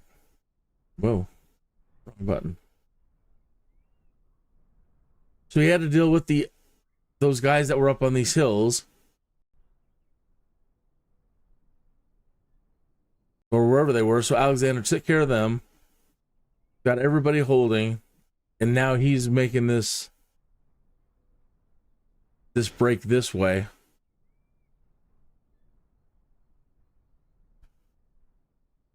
And there's those hills right out in front. This mass. Unwielding cavalry wedge first smashed into the screen of Achaemenid archers, killing many and driving the rest back into the infantry behind them. Without slowing for a moment, Alexander barreled on and smashed through the first infantry line as well, utterly collapsing Darius's left wing. Unfortunately for the king, the battle elsewhere was taking a bad turn. Parmenions' gallant horsemen were essentially surrounded by the Persian cavalry and fighting a losing battle, but that was to be expected. More disconcerting was the situation in the center of the battlefield. Perhaps drawn in the wake of their king's charge, some of the rightward phalanx regiments and hypaspists had drifted yet further to the right, opening up a gap in the line. This, combined with the rough terrain near the stream, diminished the integrity of the wall of Macedonian Sarissa. Before the Phalangites could regroup on the far bank and reorder their formation, Darius's highly trained Greek mercenary contingent, 1,000 strong and armed with shorter spears that were better suited to such uneven ground, came to grips with them. Never underestimate the power of kindness. But of course... That looks fun. Slogging match. Macedonian soldiers fighting tooth and nail to best their Greek enemies amid the steep, bramble-overgrown bank of the Pinarus. The inflexible phalanx's inexorable advance proved itself exorable indeed. Noticing the newly opened gulf between the Macedonian infantry units, a force of Greek mercenaries attempted to drive into it and break the invaders' phalanx apart. All of a sudden, the Phalangites began withdrawing. The situation might have turned especially sour if not for the prudent intervention of Ptolemy, son of Seleucus, accompanied by veterans and officers who fought to keep the line steady and plug the gap. 120 of them lost their lives in this ferocious melee, together with Ptolemy himself. Still, the momentum in the center was with the Persians. Fresh from his relatively simple task of rolling up Darius's left wing, Alexander got as good a look as he could at the state of the battlefield and quickly decided what to do next. Pivoting inward from the now exposed Persian left, the companions swung around and charged the flank and rear of the Greek mercenaries in the center. This assault relieved a significant amount of pressure on the Macedonian phalanx, allowing it to regain formation and continue advancing across the river. The momentum had now shifted the other way. Now, either by accident or on purpose, Alexander and his elites found themselves tantalizingly close to Darius's position. The king laid eyes on the Persian Great King and with Homeric spirit launched an all-out attack, intent on seizing Darius and ending the war. Observing the danger, Darius's dutiful brother Oxathres led the royal cavalry bodyguard into Alexander's path, who, despite fighting doggedly, were promptly slaughtered. In the desperate struggle, one source relates how Darius even managed to wound Alexander in the leg before being carried into danger by the spooked horses of his royal chariot. A second vehicle was quickly brought up, allowing the king to flee the battlefield. Seeing the departure of their near-deific monarch and the collapse of their infantry, the Persian cavalry assailing Parmenion fell apart and routed, along with the rest of the army. Arrian's account of the battle, on the other hand, differs significantly. In his version, once Alexander had routed the Persian ambushers stationed on his side of the river, he slowly advanced his army to the river. As soon as he came within missile range of the Persians, the Macedonian king initiated the battle, charging across the river with his companions to minimize casualties from the arrow fire. This detachment crashed into the Persian left flank, forcing them to give ground. In the center, however, the Persian force was pushing back the Macedonian phalanx as it attempted to scale the banks of the river, and Greek mercenaries were also attacking the phalanx's right flank, left exposed due to Alexander's charge. More importantly, the Persian right had charged Parmenion's wing once the phalanx was engaged, and was pushing back the Thessalians placed against them. This, then, was the moment of crisis. The Macedonian center and left needed to hold long enough for Alexander to rout the Persian left and swing back to be the hammer on the anvil. Fortunately, Alexander's initial charge had been devastating, and the Persian left soon crumbled. Quickly he gathered his force together once again and rode to the rescue of the phalanx, hitting the Persian center in the flank and rear. It was at this point that Darius, seeing his left flank destroyed and his center near surrounded, fled the battle. The Persian right flank, though having been rather successful in their fight against Parmenion's flank, saw that the battle was now lost and pulled back, initiating a general rout. By all accounts, the Battle of Issus was over by early evening, but Alexander wasn't close to finished yet. To destroy the Persian king's army wasn't enough. He wanted Darius. So while the Macedonian soldiery set about killing Persian stragglers and looting the great king's staggeringly lavish camp, the victorious monarch began chasing Darius, who was about half a mile ahead of his cavalry. Only 25 miles later, when darkness finally fell, did Alexander return empty-handed, Darius having escaped across the mountains. In the meantime, the triumphant Macedonian army had been dividing the spoils of victory in the Persian camp. This included vast quantities of gold, silver, fine clothes, jewelry, and as a consequence of Persian custom, all of the royal women who had accompanied their King of Kings to the battlefield. The less noteworthy of these captives were treated incredibly poorly by the soldiery. There are myriad stories about what Alexander did when he returned. These include Alexander's care and reverence towards Darius's immediate family, and the king's good humor when Darius's mother mistook the king's friend and likely lover Hephaestion for Alexander. But the most telling is related by Plutarch. Upon returning from pursuit, Alexander came to the royal tent, which had been prepared for him by pages, overflowing as it was with luxurious furniture, beautiful servants, and treasures beyond count. Walking further into the magnificent property at the fore of his closest companions, Alexander saw the great golden bath of the king. The basins and pitchers and tubs and caskets, all of gold and curiously wrought. Although a royal and used to comfort, the Macedonians would have almost certainly never seen anything like this, let alone owned it. So after surveying his prodigious new wealth, Alexander turned to his friends and said the words, "This, as it would seem, is to be a king." These post-battle anecdotes are particularly illustrative to us.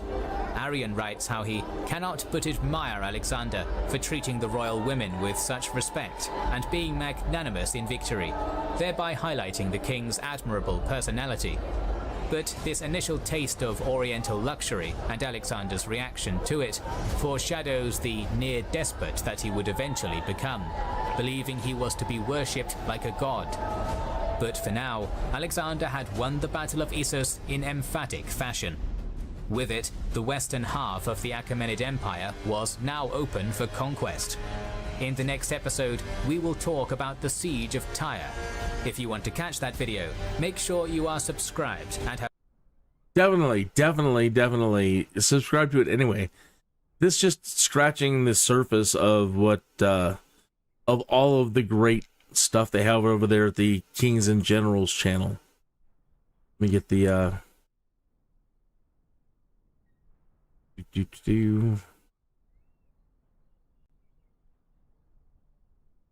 yeah, Kings and Generals channel.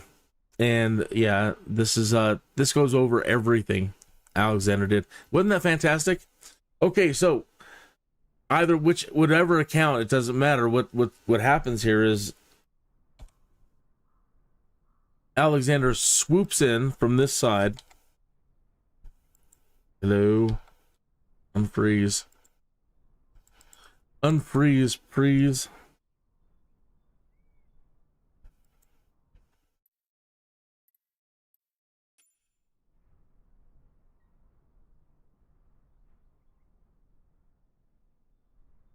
Wow.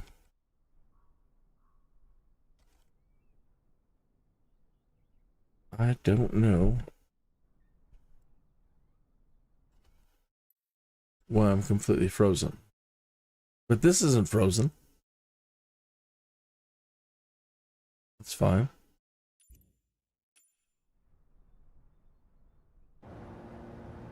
That's still working. That works. There we go. So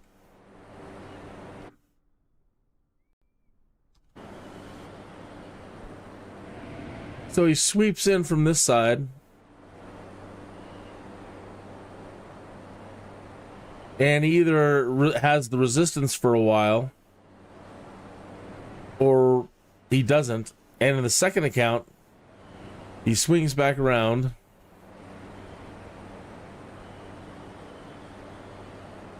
And hits Darius, causing him to start fleeing. And then he comes back and does the hammer anvil tactic and smacks into the backsides of all of Darius' troops here.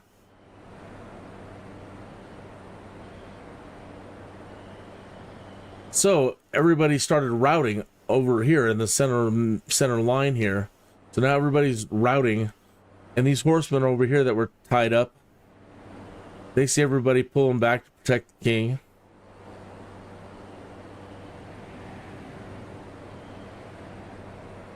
Woo.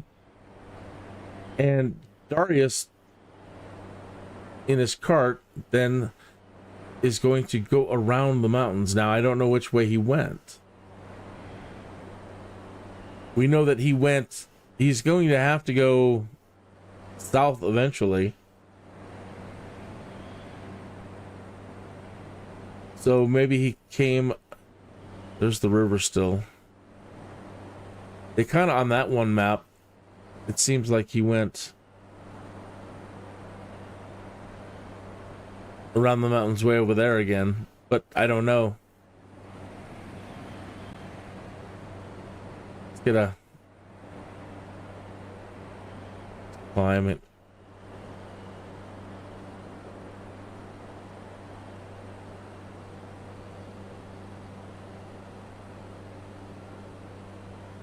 Yeah, maybe up through this pass here.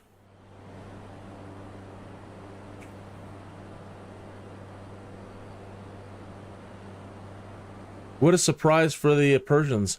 And then, again, as was their custom, he had his mother with him, his wife, his kids, and all of their entourage.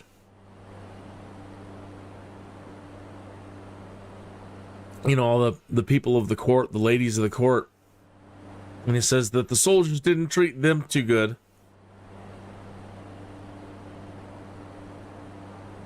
But Alexander was really cool taking care of and not harming Darius' family.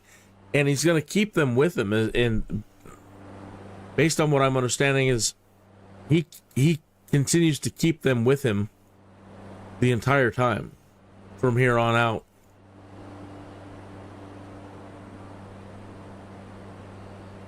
Man, that's a long way to retreat. But he's got to get beyond these mountains so he can head south again.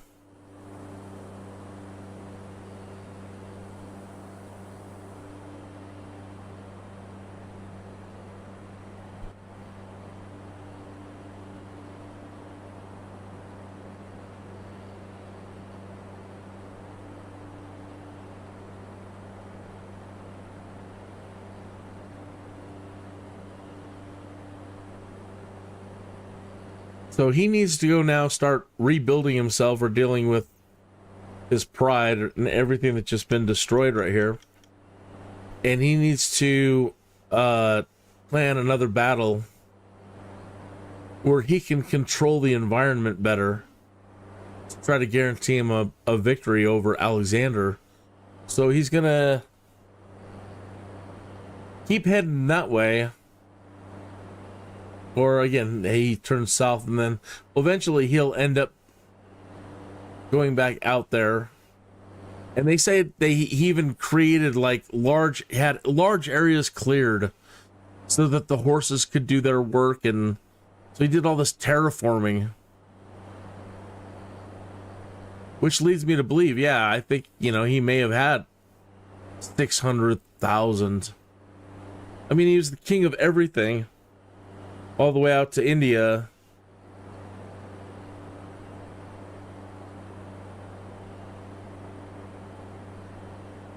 Now, they talk about it foreshadows what's going to happen with Alexander, which is sad, but you really need to understand the religion that these people are coming from. And the stories, the creation stories, and the Sumerian tablets are heavy stuff. All right, so he already thinks he's a god. He's coming down now, and now he sees, kind of the wealth. And he's already been picking up gold left and right coming down. But he's seeing wealth like he's never seen before.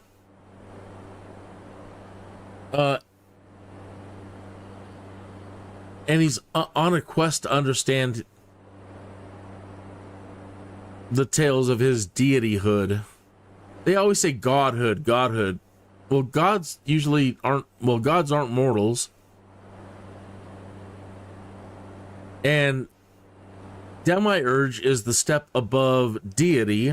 So he's not a demiurge, he's just a deity. At best.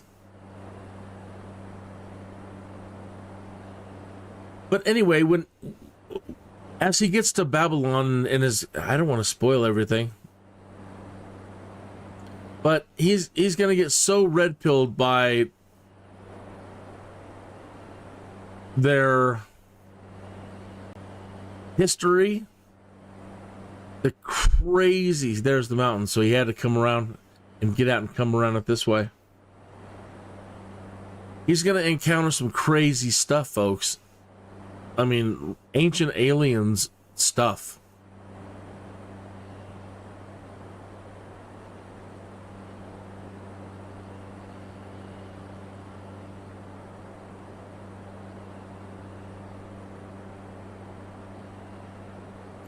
All right. So the next So he bugs out and goes that way. Alexander returns to his troops. But what's going to happen next is he's going to continue south. Now we're going to go to Egypt.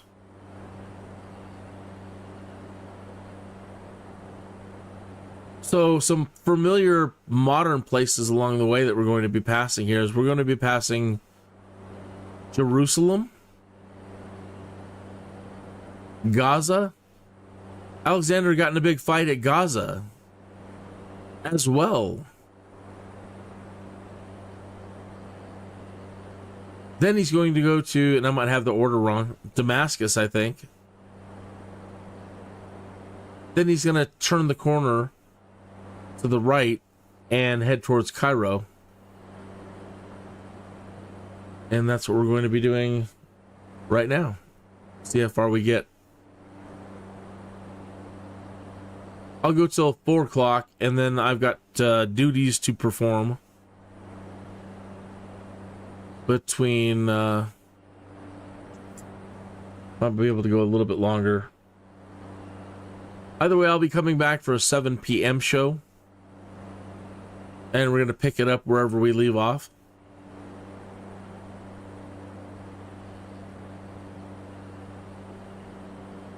Get back in the cockpit. I'm burning too much fuel. I haven't checked my prop. Yeah. All right. Put it in heading hold. Put on the autopilot. Do an altitude hold at the moment. Bring the prop all the way back to minimum. Leave the conditioner where it's at.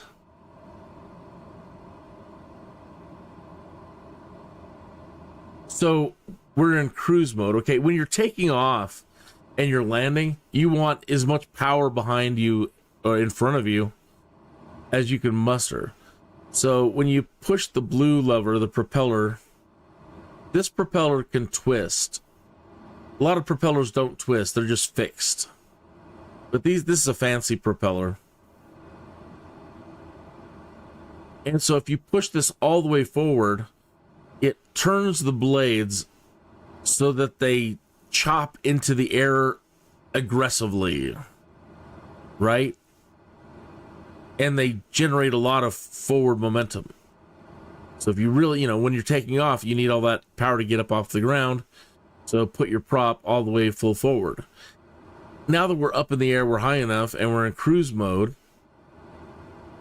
and we're even redlining a little bit over here, our engine a little bit. We don't want to do too much damage to it, so let me just pull it back a touch. Okay, we're not flashing a red anymore.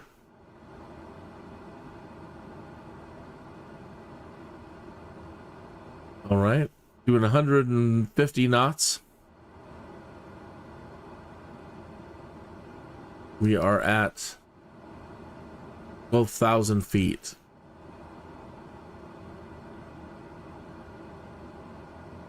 All right, looking at the map so you can understand where we're at now.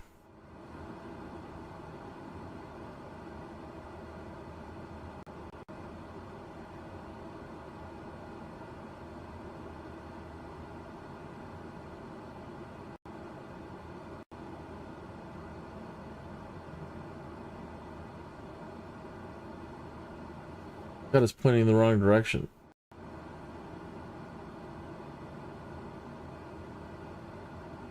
Oh, I know what happened. I disconnected Bushtalk. That's where the battle started. So we swooped through here, came up around through the mountains. We're coming this way now.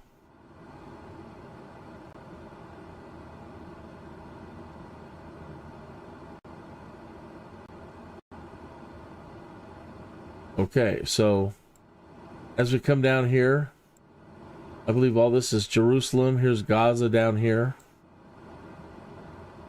Gaza Strip, right?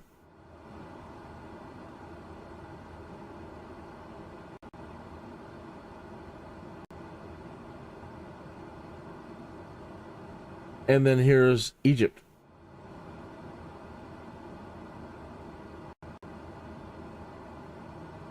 So we'll check out the pyramids. He goes over to the north, and he's going to start construction on Alexandria. And then he's going to make this crazy journey out into the, I think it's out here to this temple complex to find out more about his deityhood.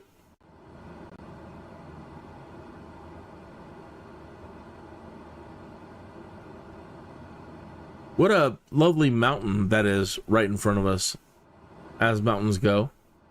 You know, it stands out all by itself, and everything else is relatively, you know, and that's just so prominent.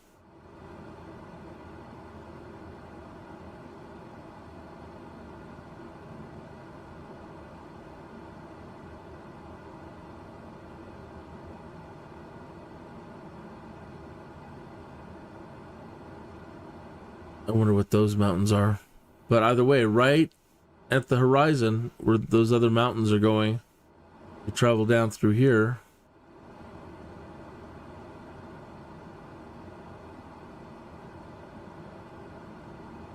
I should turn us to line up with... Well, what I should do is try to see if there's any airports. There's got to be, because, you know, Israel and... Oops, wrong one.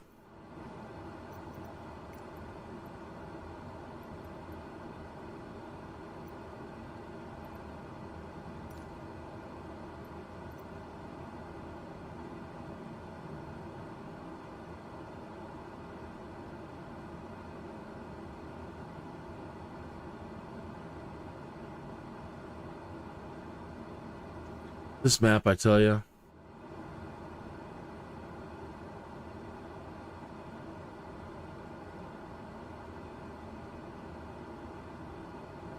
World's greatest simulator and the world's worst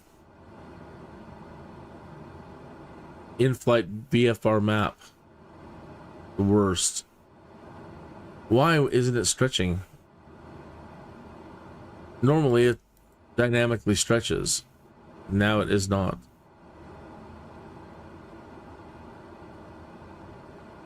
Confined to that little square. That's unusual. Yeah.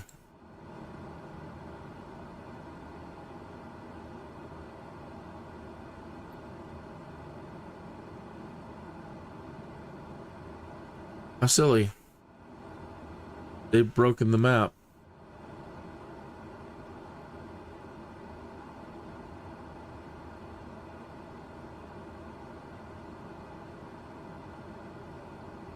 Okay, the next airport is...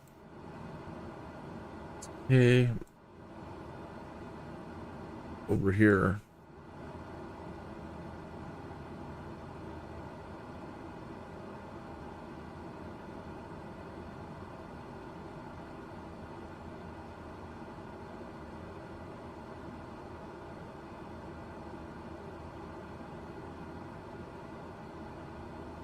That's more like it.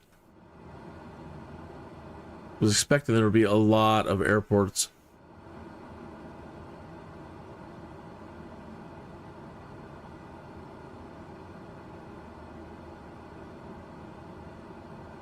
Okay, we need to go to Tyre.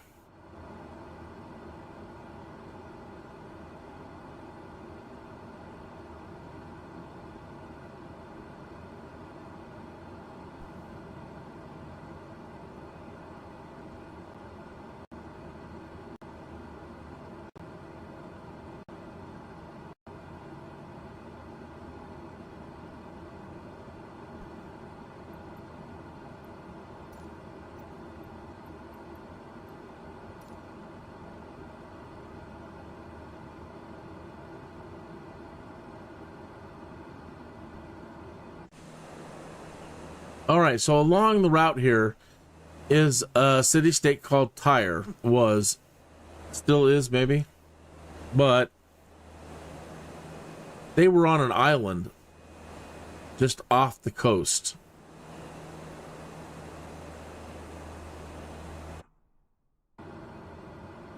Okay, so we'll descend and try to get closer to the shore. But they had an island. I think that's it over there. Don't quote me. And they just taunted Alexander mercilessly from their little island. And they made him mad. And I don't know the full story. Maybe in that next video we'll find out a little bit more about why he did it. But he's going to build a road. He's like, I'm going to build a road that connects from the mainland to your island. And we're going to come get you that way. And they taunted him and taunted him and taunted him. But he did it. He built a road all the way to their island and then went and kicked their butts.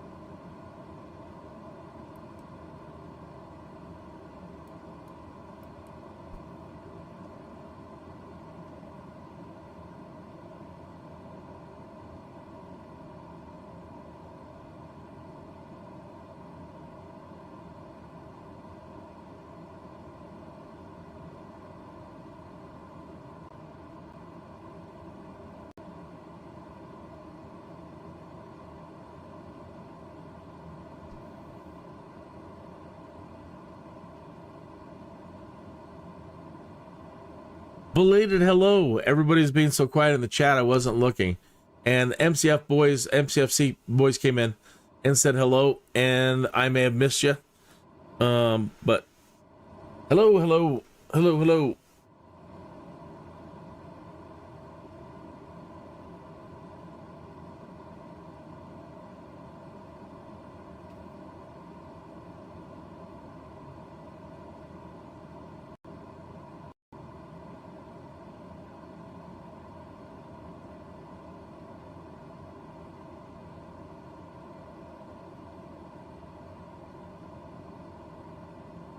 But when you look at it today, and I was scoping it out at one point, I think that might be it over there. I'm not 100% certain. You'd never know that it used to be an island disconnected from the mainland. They built it up, and they've continued to build it up since the time of Alexander. And yeah, you'd never know.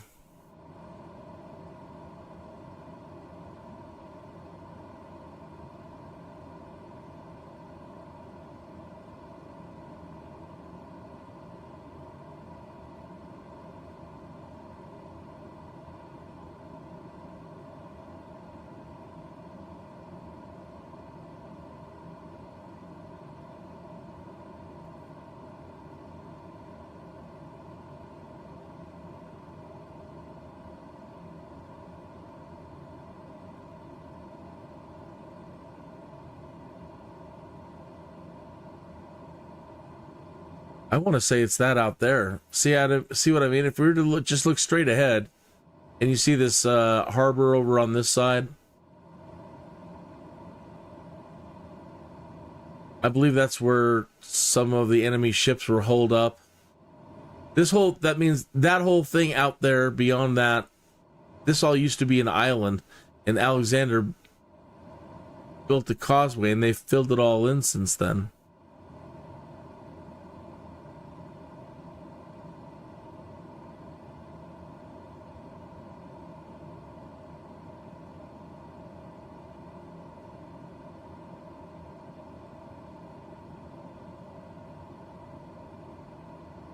See if I can find this here. The Battle of Tyre. This was episode number 4.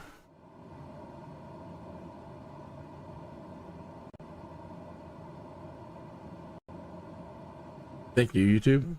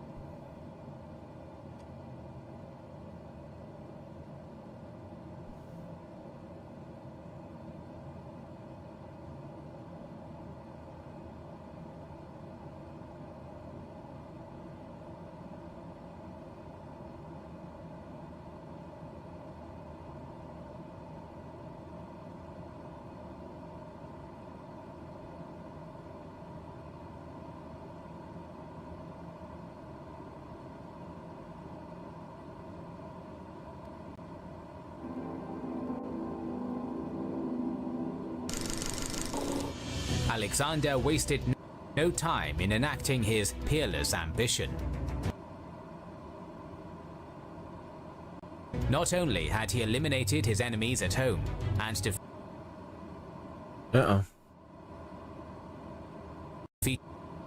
Pause that for a minute.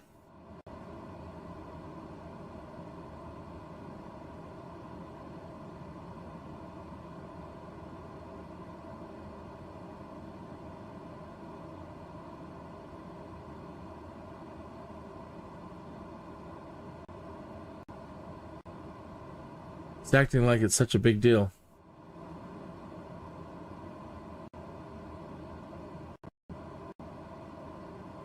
defeated the satraps of Asia Minor, but in 333, he confronted and crushed a Persian royal army at the Battle of Issus. With that victory, Midas's proverbial touch fell on the Macedonians, and they began to drown in gold. But although Issus was a crushing... It's like we're back in the early modem days.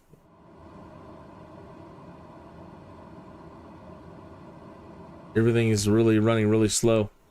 And it shouldn't be. Nothing should be running slow. Oh, I hate closing this.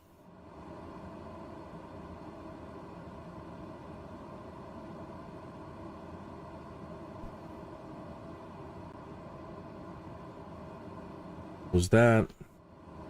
I hate closing things. I have to close down the chat for a minute.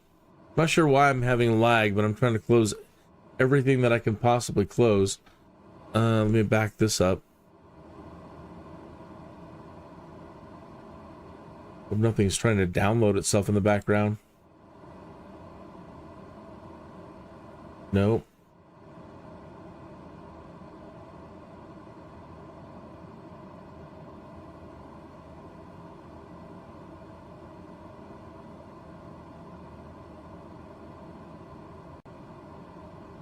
Try it again. Victory, it was not decisive.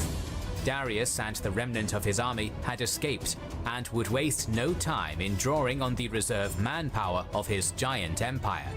Welcome to our video on Alexander's conquests and the siege of the island city of Tyre. But if you're less about battles of antiquity and more about modern battles with military vehicles, you should check out our sponsor, War Thunder. It's a free multiplayer game on PC, Xbox, and PlayStation in which you control over 2,000 machines of war from the last 100 years for fierce combined arms battles with models from the USSR, USA, Germany, Great Britain, Japan, China, France, Italy, Sweden, and Israel. And it's not just ground vehicles. Support the battle with aerial and naval combat, and do it in style by adding personalized custom. And remember, it's all free to play. Download now. This wouldn't just draw him into an unknown hostile land and a possible guerrilla war, but would also leave behind potentially fatal issues in his rear. A few days of rest after Issus, and the army was on the move once more, pressing south to Phoenicia. Following the surrender of Marathus, Alexander received envoys bearing an offer from Darius III. If Alexander restored to him his wife, mother, and children, signed a treaty of alliance, and called off the invasion, he would cede all Asia Minor west of the Halys River, from Cilicia to Sinope to Macedon. If Philip's old guard, led by Parmenion, caught wind of this offer, they would argue that the invasion had achieved all its objectives. So Alexander omitted the offer of territory during his war council, and the proposal was rejected. It was in response that Alexander penned his famous arrogant rebuttal. And in the future, let any communication you wish to make with me be addressed to the King of all Asia. Do not write to me as an equal. Everything you possess is now mine. So if you should want anything, let me know in the proper terms, or I shall take steps to deal with you as a criminal. If, on the other hand, you wish to dispute your throne, stand and fight for it, and do not run away. Wherever you may hide yourself, be sure I shall seek you out. Alexander continued marching south, accepting the surrender of Phoenician cities such as Byblos and Sidon, and the kings of Cyprus. Moving on even further south, the Macedonian army neared the mother city of Carthage, Tyre, at the turn of 332 BC. Oh, okay. This most famous of Phoenician cities. Look at the port. Look at the harbor. See this harbor up here? Okay. We're coming from the north. Let me jump out here.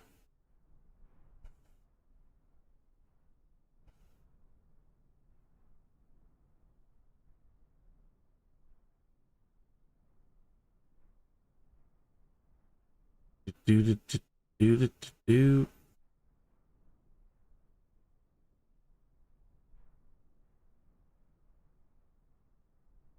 I hope I'm in the right spot.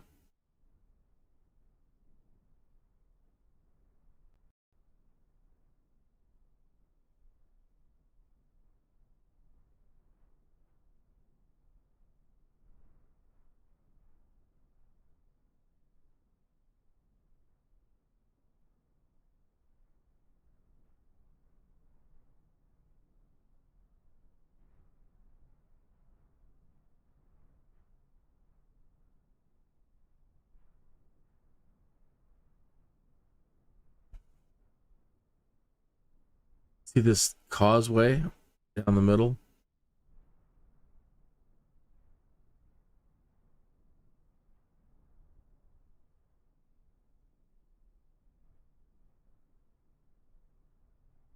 Right.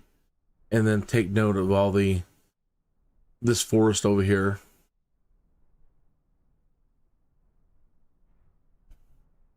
Okay.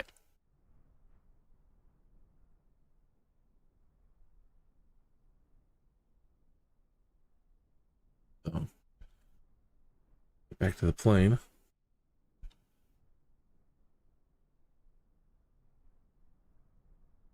And get back to this. Was composed of two separate segments. Old Tyre was on the mainland, while the primary walled city of New Tyre had been constructed on a rocky island half a mile offshore. As Alexander approached the unique city, he was met by Tyrian dignitaries, among them the son of Tyre's king, Azemilchus, who, along with many other Phoenician rulers, was away at sea with the Persian navy. Their demeanor was respectful and hospitable, offering alliance, provisions, and gifts. However, they were not about to hand Tyre over to the Macedonians. In response, Alexander expressed a desire to offer sacrifice at the Tyrian Great Temple within the island city itself. To allow Alexander to do this would essentially recognize him as Tyre's rightful overlord, so the envoys declined Alexander's request, offering the king to make sacrifice at an equally revered temple in Old Tyre. Alexander exploded in anger, as he sometimes would, and dismissed the envoys with a threat that they should not be so confident in their island fortress, as it would soon be part of the mainland. Once the envoys returned home, they counseled the Tyrians to submit. However, buoyed by their formidable island fortress, its distance from the mainland, and the strength of their natural and constructed fortifications, the city decided to fight. If they hadn't been sure enough that this was the right path, a recently arrived delegation of Carthaginians began encouraging the people of their parent city to defend themselves, promising great reinforcement from their own city, which was a great naval power already.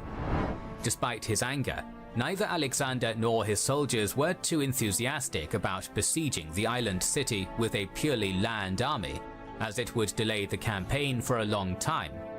The king's temper cooled, and he sent some envoys over the strait in order to urge the people of Tyre to accept peace terms. Possibly mistaking this as a sign of weakness, the Tyrians murdered Alexander's envoys and threw their bodies into the sea. The battle became inevitable.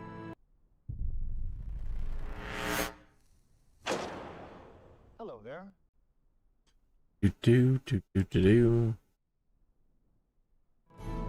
A great portion of the Macedonian officers and at sea with the Persian navy. Oops. Their demeanor was respectful and hospitable, offering alliance, provisions, and gifts.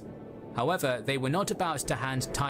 So Sorry the about that. envoys declined Alexander's request, offering the king to make sacrifice at an equally revered temple in Old Tyre.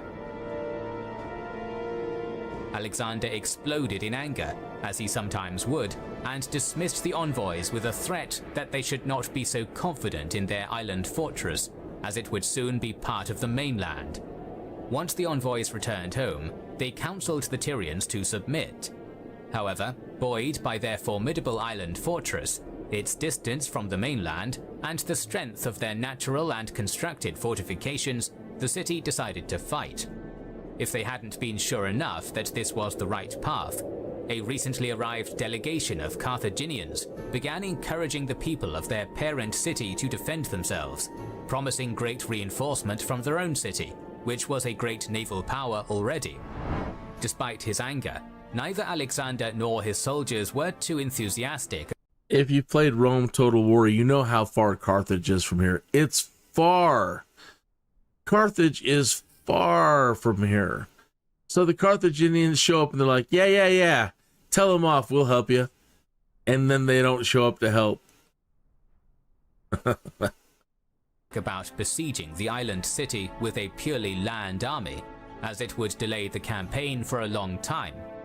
The king's temper cooled, and he sent some envoys, allowing the work to resume. Towers, along with Alexander's soldiers, and the defenders began constructing extra artillery greater than Poseidon to complete the work.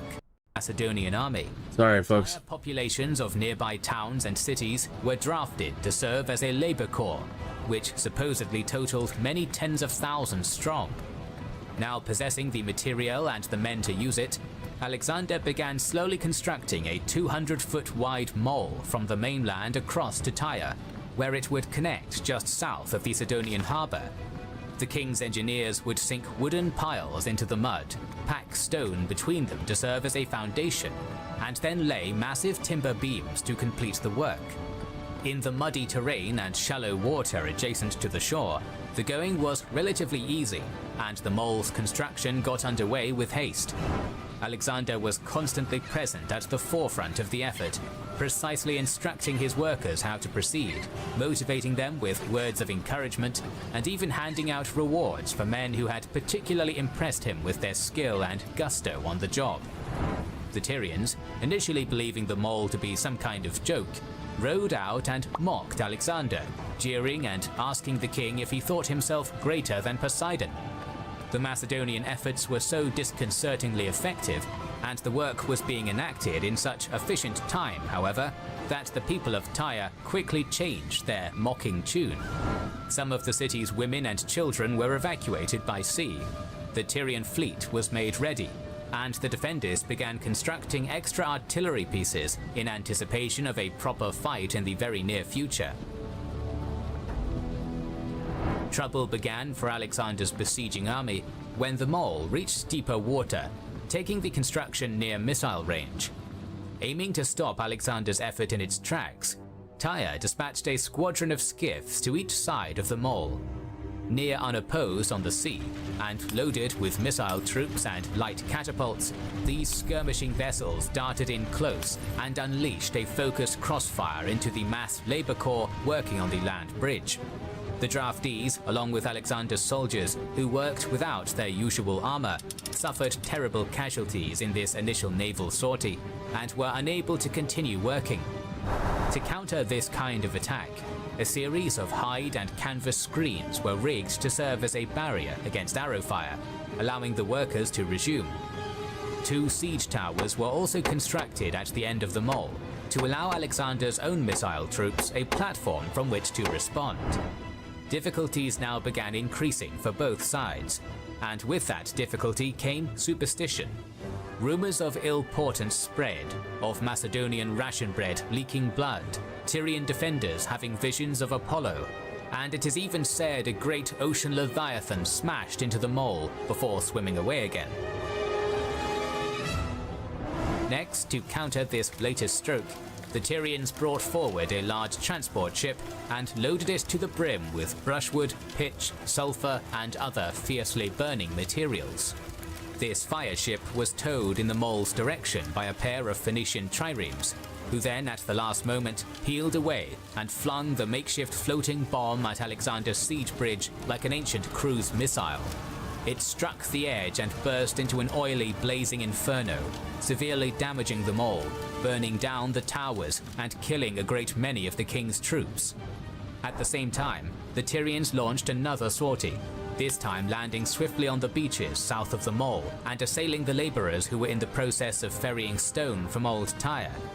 Further inland, Alexander's timber supply from the mountains decreased as well, prompted by the raids by Arab tribes who inhabited the hinterland. Both of the resources needed to ford the strait and gain victory were being choked off. Something had to be done to rectify the situation. After directing his dependable lieutenants Perdiccas and Craterus to rebuild the mole even wider than before, with towers and artillery, Alexander departed with his usual strike force of favorites and rode north to Sidon in search of a fleet. Ascension WoW is a standalone World of Warcraft private server that reimagines WoW in a brand. As Arian tells us, for clearly so long as the Tyrians were masters of the sea, the siege of Tyre would be no easy matter. It was during the king's short stay in Sidon that perhaps the greatest strategic bounty of the Issus campaign revealed itself, however delayed it might have been. Having defected from Darius's naval war after the Great King's crushing defeat, the Phoenician rulers of Byblos and Aradus pledged their seaborne strength to Alexander.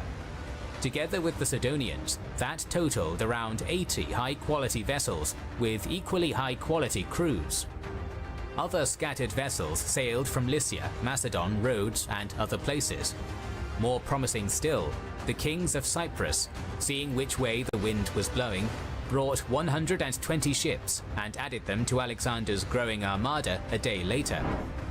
While the burgeoning fleet was being brought up to snuff and armed with artillery, the king ventured out on a punitive expedition into the Bekaa Valley, where he successfully handled the Arab tribes who had been raiding his wood gatherers. Whoops! Plutarch tells us that during this venture, Alexander snuck up to one of the tribal campfires during the night and personally slew 2 Arab warriors there with a dagger. Upon returning to Sidon, the king not only found the fleet ready for action, but 4,000 additional mercenaries at his command. With his new armada of loyal client kings and reinforcements in tow, Alexander sailed back to Tyre. Initially, the Tyrians arrayed slightly off the city to face the Macedonian attempt at sea, but this giant force was far more than they were prepared for. Wisely, the Tyrian fleet withdrew to the safety of their harbours, which they blockaded with vessels. The balance of power was now firmly on Alexander's side. The Macedonian allied fleet spent the night sheltering near the mole, ready to deploy when the sun came up. As soon as it did, Alexander ordered the Phoenician contingent to blockade Tyre's southern Egyptian harbour, while sending the Cypriots to do the same at the northern Sidonian harbour, effectively neutralizing and reversing Tyre's previous dominance on the seas. With that security, work on the mole began apace once more. Unfortunately for Alexander, a ferocious storm began before the mole was set to reach the walls. Rain hammered down from the sky in torrents, gale-force winds blew, and the sea became rough. This turn of luck not only made it impossible to make further progress, but ravaged the existing structure, setting the construction back considerably. To remedy this, the king had a number of massive uncut trees floated into position on the windward side of the mole, where they absorbed most of the impact. When the storm at last subsided, these wave breaks were built into the structure as bulwarks, and the damage was soon repaired and expanded upon, taking the Macedonian bridge into the missile range of the walls. Intent on giving his workmen cover for the final stretch, Alexander massed his available siege catapults and stone throwers on the edge of the mole. Together with the artillery-armed fleet, and supported by archers and slingers, they launched a withering bombardment against the Tyrian battlements, clearing the defenders from the walls. Although under immense pressure, the Tyrians held on with great tenacity, hanging up screens to break the force of Alexander's artillery and building wooden towers on their battlements. From these, Tyre's archers loosed volley after volley of fire arrows at the Macedonian vessels, while the citizens worked at terrific speed to repair any breaches. In some places that wasn't viable, so they constructed a number of secondary curtain walls to plug the gap. At day's end, the situation in the city was dire, but the defenses opposite the mall still stood firm.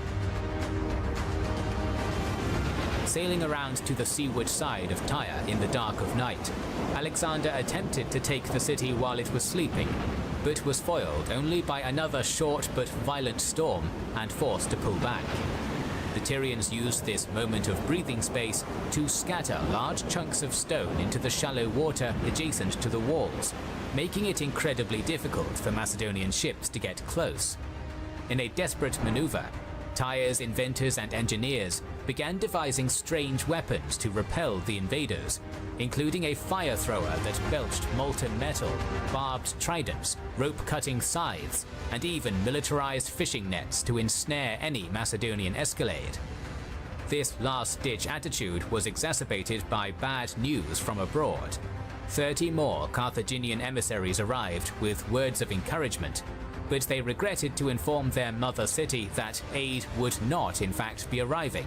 War at home made that impossible.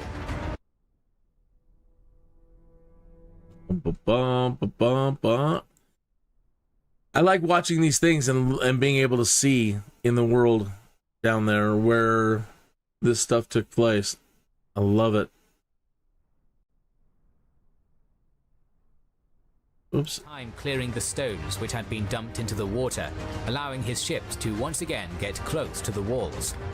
At the same time, following a final Herculean burst of industry, the mole stretching all the way from the Phoenician coast to Tyre finally connected. As Alexander had vowed to the envoys of Tyre months earlier, he really had made the island city part of the mainland. The time for a full-scale attack had come. At the advent of midsummer, the Macedonians launched an assault via land from the end of the mole and from the sea on their assault ships. Massive stones launched by catapults smashed into the walls of Tyre, gouging out huge portions of stone and sending it crashing onto the rocks and into the water below. Ballista bolts and archery fire raked the battlements, killing defenders and making others duck for cover. Under the cover of this bombardment, Alexander's infantry used boarding gangways and ladders to attempt an escalade that would finally take the defiant city.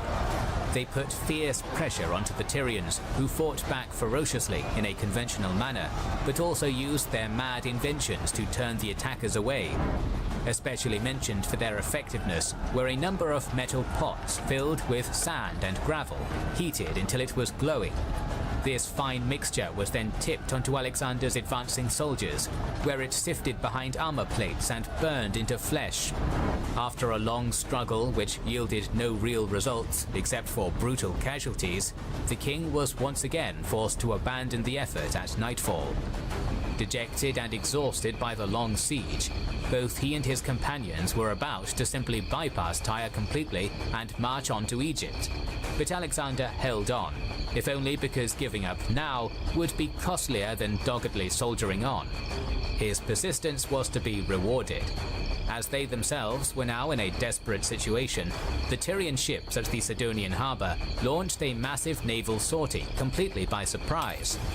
As the crews were at rest, dozens of Macedonian allied Cypriot vessels were sunk in the initial attack, and for a moment it seemed as though the Tyrians were about to make a breakthrough. However, Alexander personally led a squadron of ships from the Egyptian harbour and cut off the overextended Tyrian squadron, destroying almost all of it and bottling the rest up in the harbour, from where they could now do nothing to hinder his efforts. The king's troops and ships followed up this success by first testing an area of wall near the northern harbour, but he was pushed away. From there, his forces turned to assault a section of the Tyrian walls just south of the southern harbour, which Alexander judged to be weak. Artillery let loose once more, and a breach was made. Rather than throwing everything into this action, the king launched a brief probing attack and then withdrew. He was, however, now sure that the Macedonians had found Tyre's soft underbelly. A further few days passed as Alexander rested his men in preparation for the final assault and waited for good weather to return. When the wind and sea quietened down on the third day, the Macedonian army boarded its assault vessels and launched a massive attack on the weakened southern area. Artillery once again hammered the area, collapsing a breach that was then widened even further. Simultaneous attacks were made from the mole and by the fleets on both harbours in order to keep the Tyrians busy. When the main breach was wide enough, the men of the elite Hypaspis brigade and their valiant king strode through, closely followed by mighty Craterus and his battalion of the phalanx and others. As though suddenly realizing their ultimate peril, the defenders of Tyre fought back doggedly, contesting the Macedonians for every step. The fighting was so brutal that Admetus, captain of the Hypaspists, was slain by an axe to the skull. But Alexander's men had done it at last, surmounting the broken walls, taking the battlements, and gaining a firm foothold in the city. At the same time, Phoenician and Cypriot squadrons penetrated both harbours and prompted the retreat of most remaining defenders on the walls to the city centre, lest they be encircled by enemy soldiers. They ran and ran, pursued by the Macedonians, until they reached the shrine of Aganar. There they fought a last stand and died almost to the last man. With the end of organised resistance, chaos broke out. At their king's command, Alexander's soldiers went on the kind of rampage that is so common after long, frustrating sieges. Peter Green paints a picture of the mood and the scene in those hours. All restraint abandoned, hysterical and half crazy after the long rigours of that dreadful siege, mere butchers now, striking and trampling and tearing limb from limb until Tyre became a bloody, reeking abattoir. Only those who took shelter in Melkart's temple were spared. 7,000 soldiers and citizens were butchered in this sack, and a further 2,000 crucified by Alexander when the soldiers' fury died down. The casualty figures would have been far worse had the Sidonians not turned into unlikely heroes. Although entering the conquered, hated city of Tyre on Alexander's side, it is said that they, feeling the plight of their Phoenician cousins, hid 15,000 people and ferried them to safety at Sidon. Tyre, already aflame, was utterly destroyed, and the remainder of its population was sold into slavery. When news of Tyre's end spread, almost every remaining city on the Mediterranean seaboard prepared to surrender, and Darius III, who had been keeping a close eye on the situation, sent even more favourable peace terms. They were denied once more by Alexander, who turned his gaze toward the kingdom of the pharaohs. As he went, time passed and the elements took their course. Gradually, the rough edges and sharp joints of the Macedonian king's infamous mole, which so boldly connected Tyre to the mainland, softened. Sands gathered and winds blew, connecting Tyre permanently to the Asian mainland. Today, as Green tells us, deep under the asphalt streets and apartment blocks, the stone core of that fantastic causeway still stands, one of Alexander's most tangible and permanent legacies to prosperity. But the king wasn't finished writing his legacy yet, not even close, and more videos on Alexander's campaigns are on the way, so make sure you are subscribed and have pressed the bell button to see it. Please consider liking, commenting and sharing, it helps immensely. Our videos would be impossible without our kind patrons and YouTube channel members, whose ranks you can join via the links in the description to know our schedule, get early access to our videos, access our Discord, and much more. This is the Kings and Generals channel, and we will catch you on the next one. Isn't that wild? Spice shampoo smells great and helps keep. I love it. Being able to see, still see it. That's great. Now that's something that would be worth visiting. That's crazy.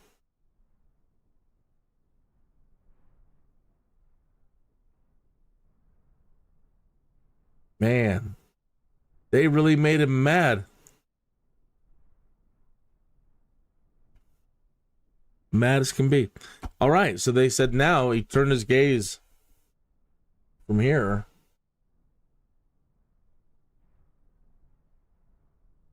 And he's thinking that way now. He wants to go to Egypt.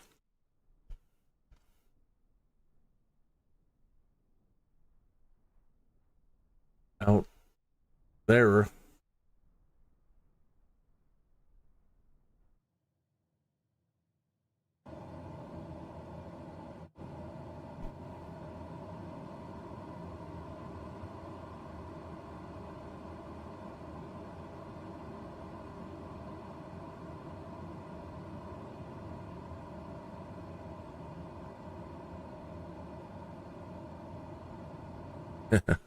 So he spent so much time here. In the modern day, look at, they've got all the playing fields.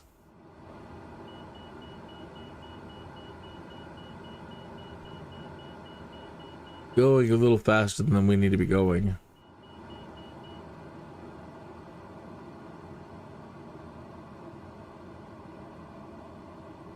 I want to say this is Beirut, but I'm not 100% certain. Ooh.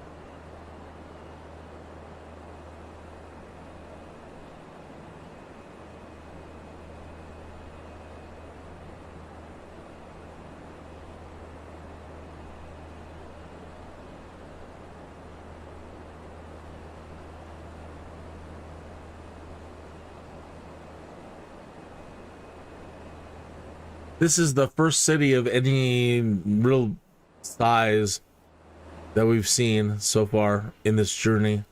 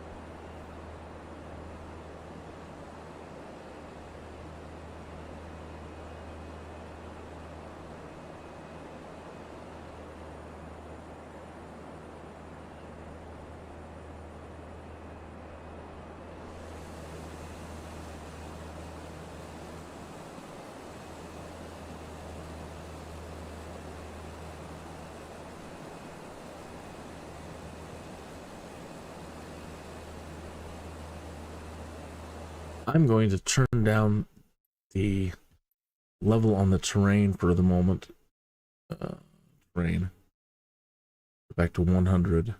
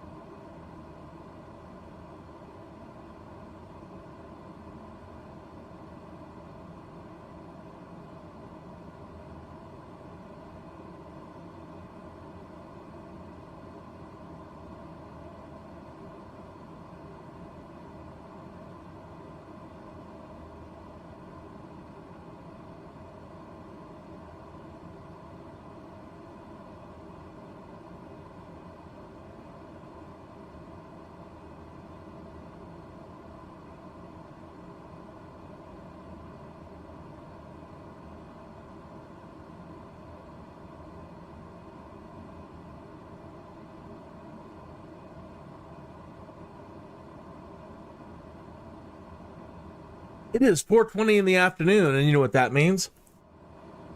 Thanks for joining me this afternoon. I really appreciate it. Thanks for stopping in. Please like and subscribe. I could really use all the help.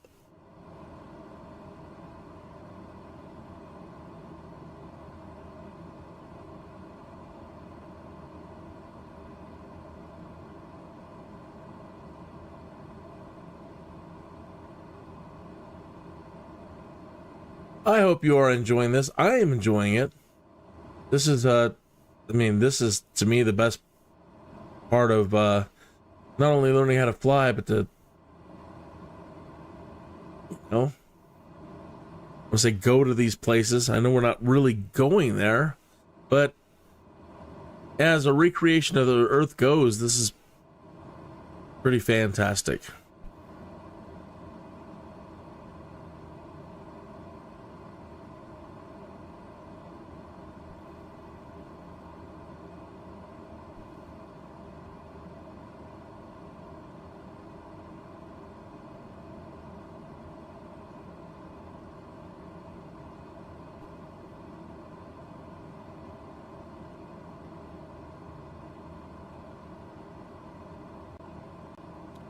So, what was the next one?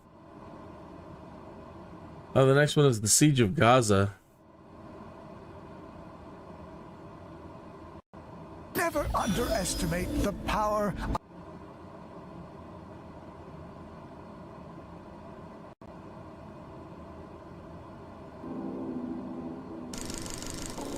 Life-changing events you'll want to be looking and smelling your best. Dry off, then use the Manscaped Hydrating Body Hygiene Plan to make sure you wear Hypermenian, hitting out at the underwhelming ambition of his right-hand man. The king didn't just want accommodation or riches now, he wanted the entirety of the Persian Empire and perhaps beyond. The next objective was to the south, Egypt. As the Macedonian army, victorious in 5 major clashes since crossing into Asia, rushed into Palestine, it received the immediate surrender of every city in the region except one. That single defiant was Gaza, a formidable hilltop stronghold controlling the approaches to Egypt. Like Tyre, it too would have to be taken. Unfortunately for Alexander, Gaza's Persian governor Batis had been proactive during the siege on Tyre, taking the measure of hiring Arab mercenaries and stocking up his city with plentiful stores to withstand a siege of his own domain. The 160-mile march south through Phoenicia and Palestine was a harsh one, despite the lack of conflict. Refreshment was hard to come by, and the climate during the Near Eastern summer was incredibly arid. The army's salvation was the fleet element, commanded by Alexander's closest companion Hephaestion, which kept the advancing soldiers supplied with food and water. Acre, known during the Crusades as Acre, was passed first, followed by Joppa and Ascalon. This simple progress finally came to a swift halt when Gaza loomed large on the horizon in September of 332 BC. Alexander's army took up position opposite a section of the fortification on the southern side of the city, which the Macedonians considered weakest. Aiming to take advantage of subterfuge, the king ordered his engineers to begin mining beneath the Gazan walls, but to begin their work from far out of sight. At the same time, siege towers were ordered forward to distract Batis's garrison from the true threat beneath the soft earth. Due to the sandy and easily excavated ground surrounding Gaza, sapping operations progressed rapidly. However, the siege towers had massive trouble rolling along such uneven hilly terrain due to the sand, which would frequently trap the wheels and cause delays. Constant jarring of this kind eventually caused the flooring within the towers to break apart, injuring soldiers and making further approach impossible. Reluctantly, as the sun was already close to setting, Alexander decreed that the army halt their assault for the evening. After an uneventful night, before operations commenced, the king made a traditional sacrifice, asking for the gods' aid. While the ritual was ongoing, it is said that a crow flew overhead and dropped a lump of dry mud on Alexander's head before taking a perch on the nearest siege tower, and this was viewed as a grim omen by the soldiery and their monarch. Alexander consulted his personal soothsayer, Aristander, who interpreted the event to foretell the fall of the city, but also harm that would come to Alexander during the clash. He recommended that the army take no action that day, and as a sign of just how superstitious Alexander was, the king acquiesced. Deciding the passivity of their foes to be a sign of weakness, Battus's mercenary Arab troops launched a brazen sortie out of the city gates in an attempt to destroy Alexander's siege towers and kill as many Macedonians as they could. Having taken the first of the enemy soldiers by surprise, Battus's Arabs initially met with some success and reached the towers with relatively little struggle. However, when Alexander caught on to what exactly was happening, he led his companions and hypaspists into battle from the front line, crashing into the spot where the fighting was fiercest. This decisive intervention stabilized the engagement and tipped the momentum towards the Macedonians. But the king was not going to escape unscathed, as the soothsayer had predicted. Quintus Curtius Rufus tells us of how one of Battus's hired swords pretended to be a deserter and threw himself before the king, asking for pardon. Alexander, always magnanimous, told the man to rise and be received. Thus able to get close, the Arab suddenly retrieved his sword and lunged at the king's neck. With athletic prowess, Alexander shifted to the side, avoiding the lethal blow, only to be wounded by an arrow in the shoulder almost immediately. So this is a World of Warcraft hardcore randomizer. All your abilities and talents are random, and you only get one life. Let's... My friends want me to play that. The hardcore World of Warcraft. Or they're talking about a different game over here? The Macedonians shoved the Gazan defenders back inside the city. However, they retreated in high spirits, their morale buoyed by the Macedonian commander's apparent severe injury or death on the battlefield. Somewhat less to their liking, Alexander too was, despite his terrible wound, incredibly happy. Aristander had been correct. Harm had come to him, of course, but now the other prediction, that Gaza would soon fall, would surely come to pass.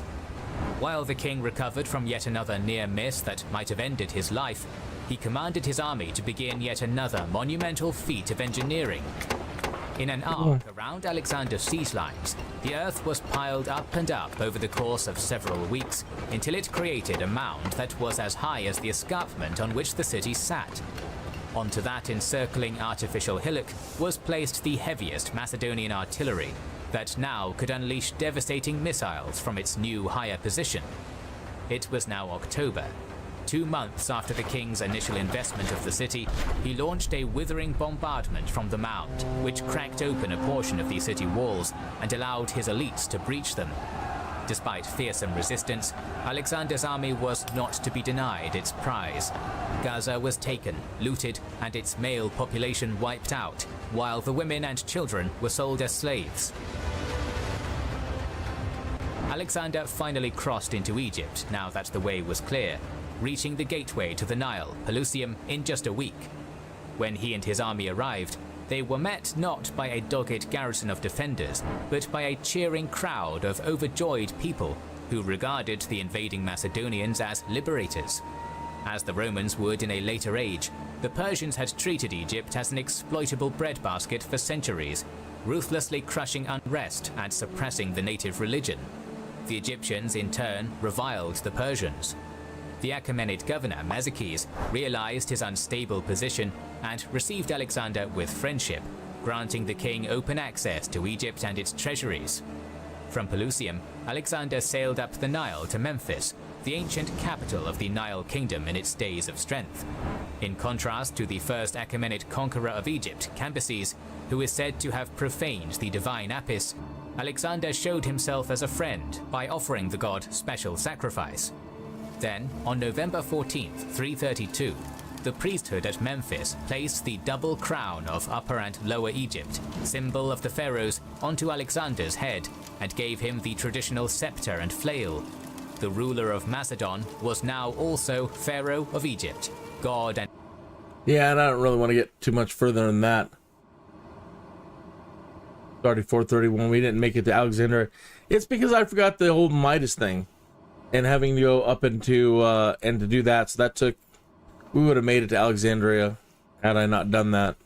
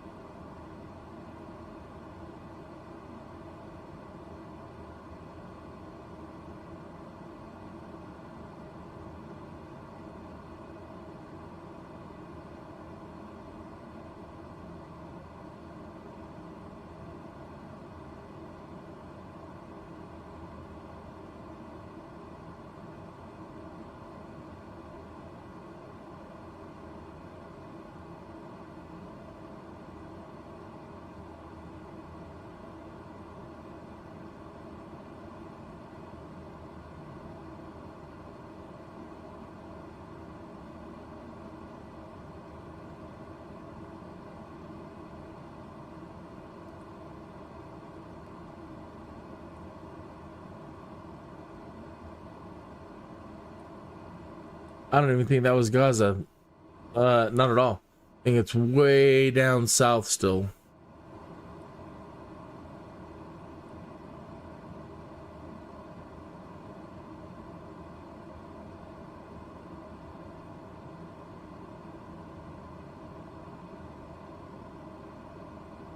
Maybe here?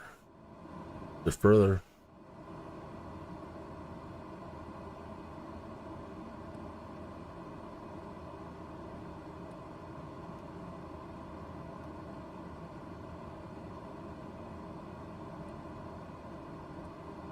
Yeah, I think this is it over here.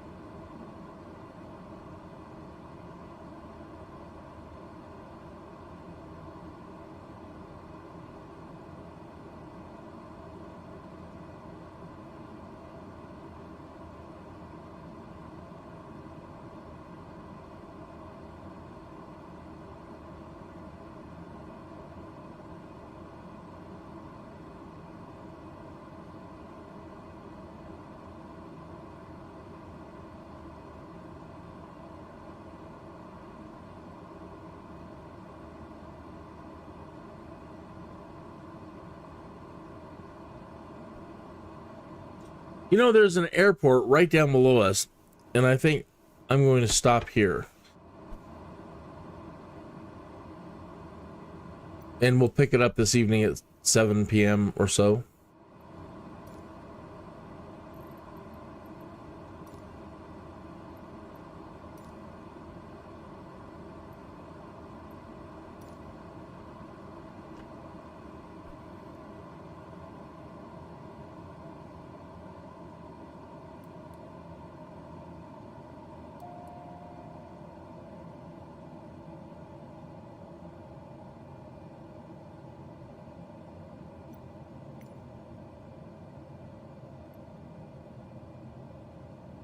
$24.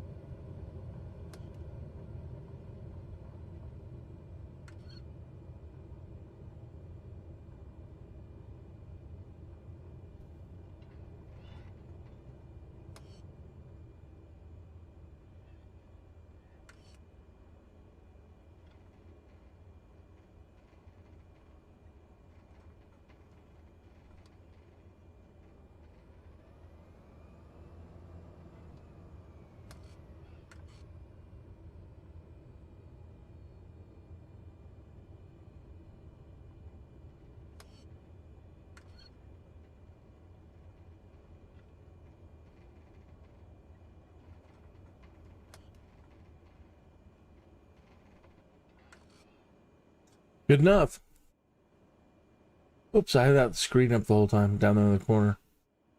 But I thought that was gone. Didn't do one of those. All right, so we'll pick it up. I'm going to cross my fingers.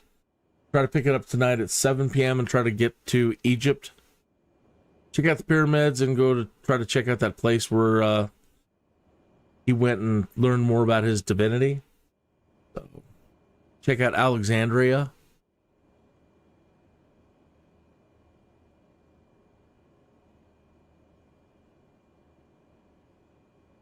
So yeah, 4:41 in the afternoon. Good enough for today, and well, I mean for this afternoon.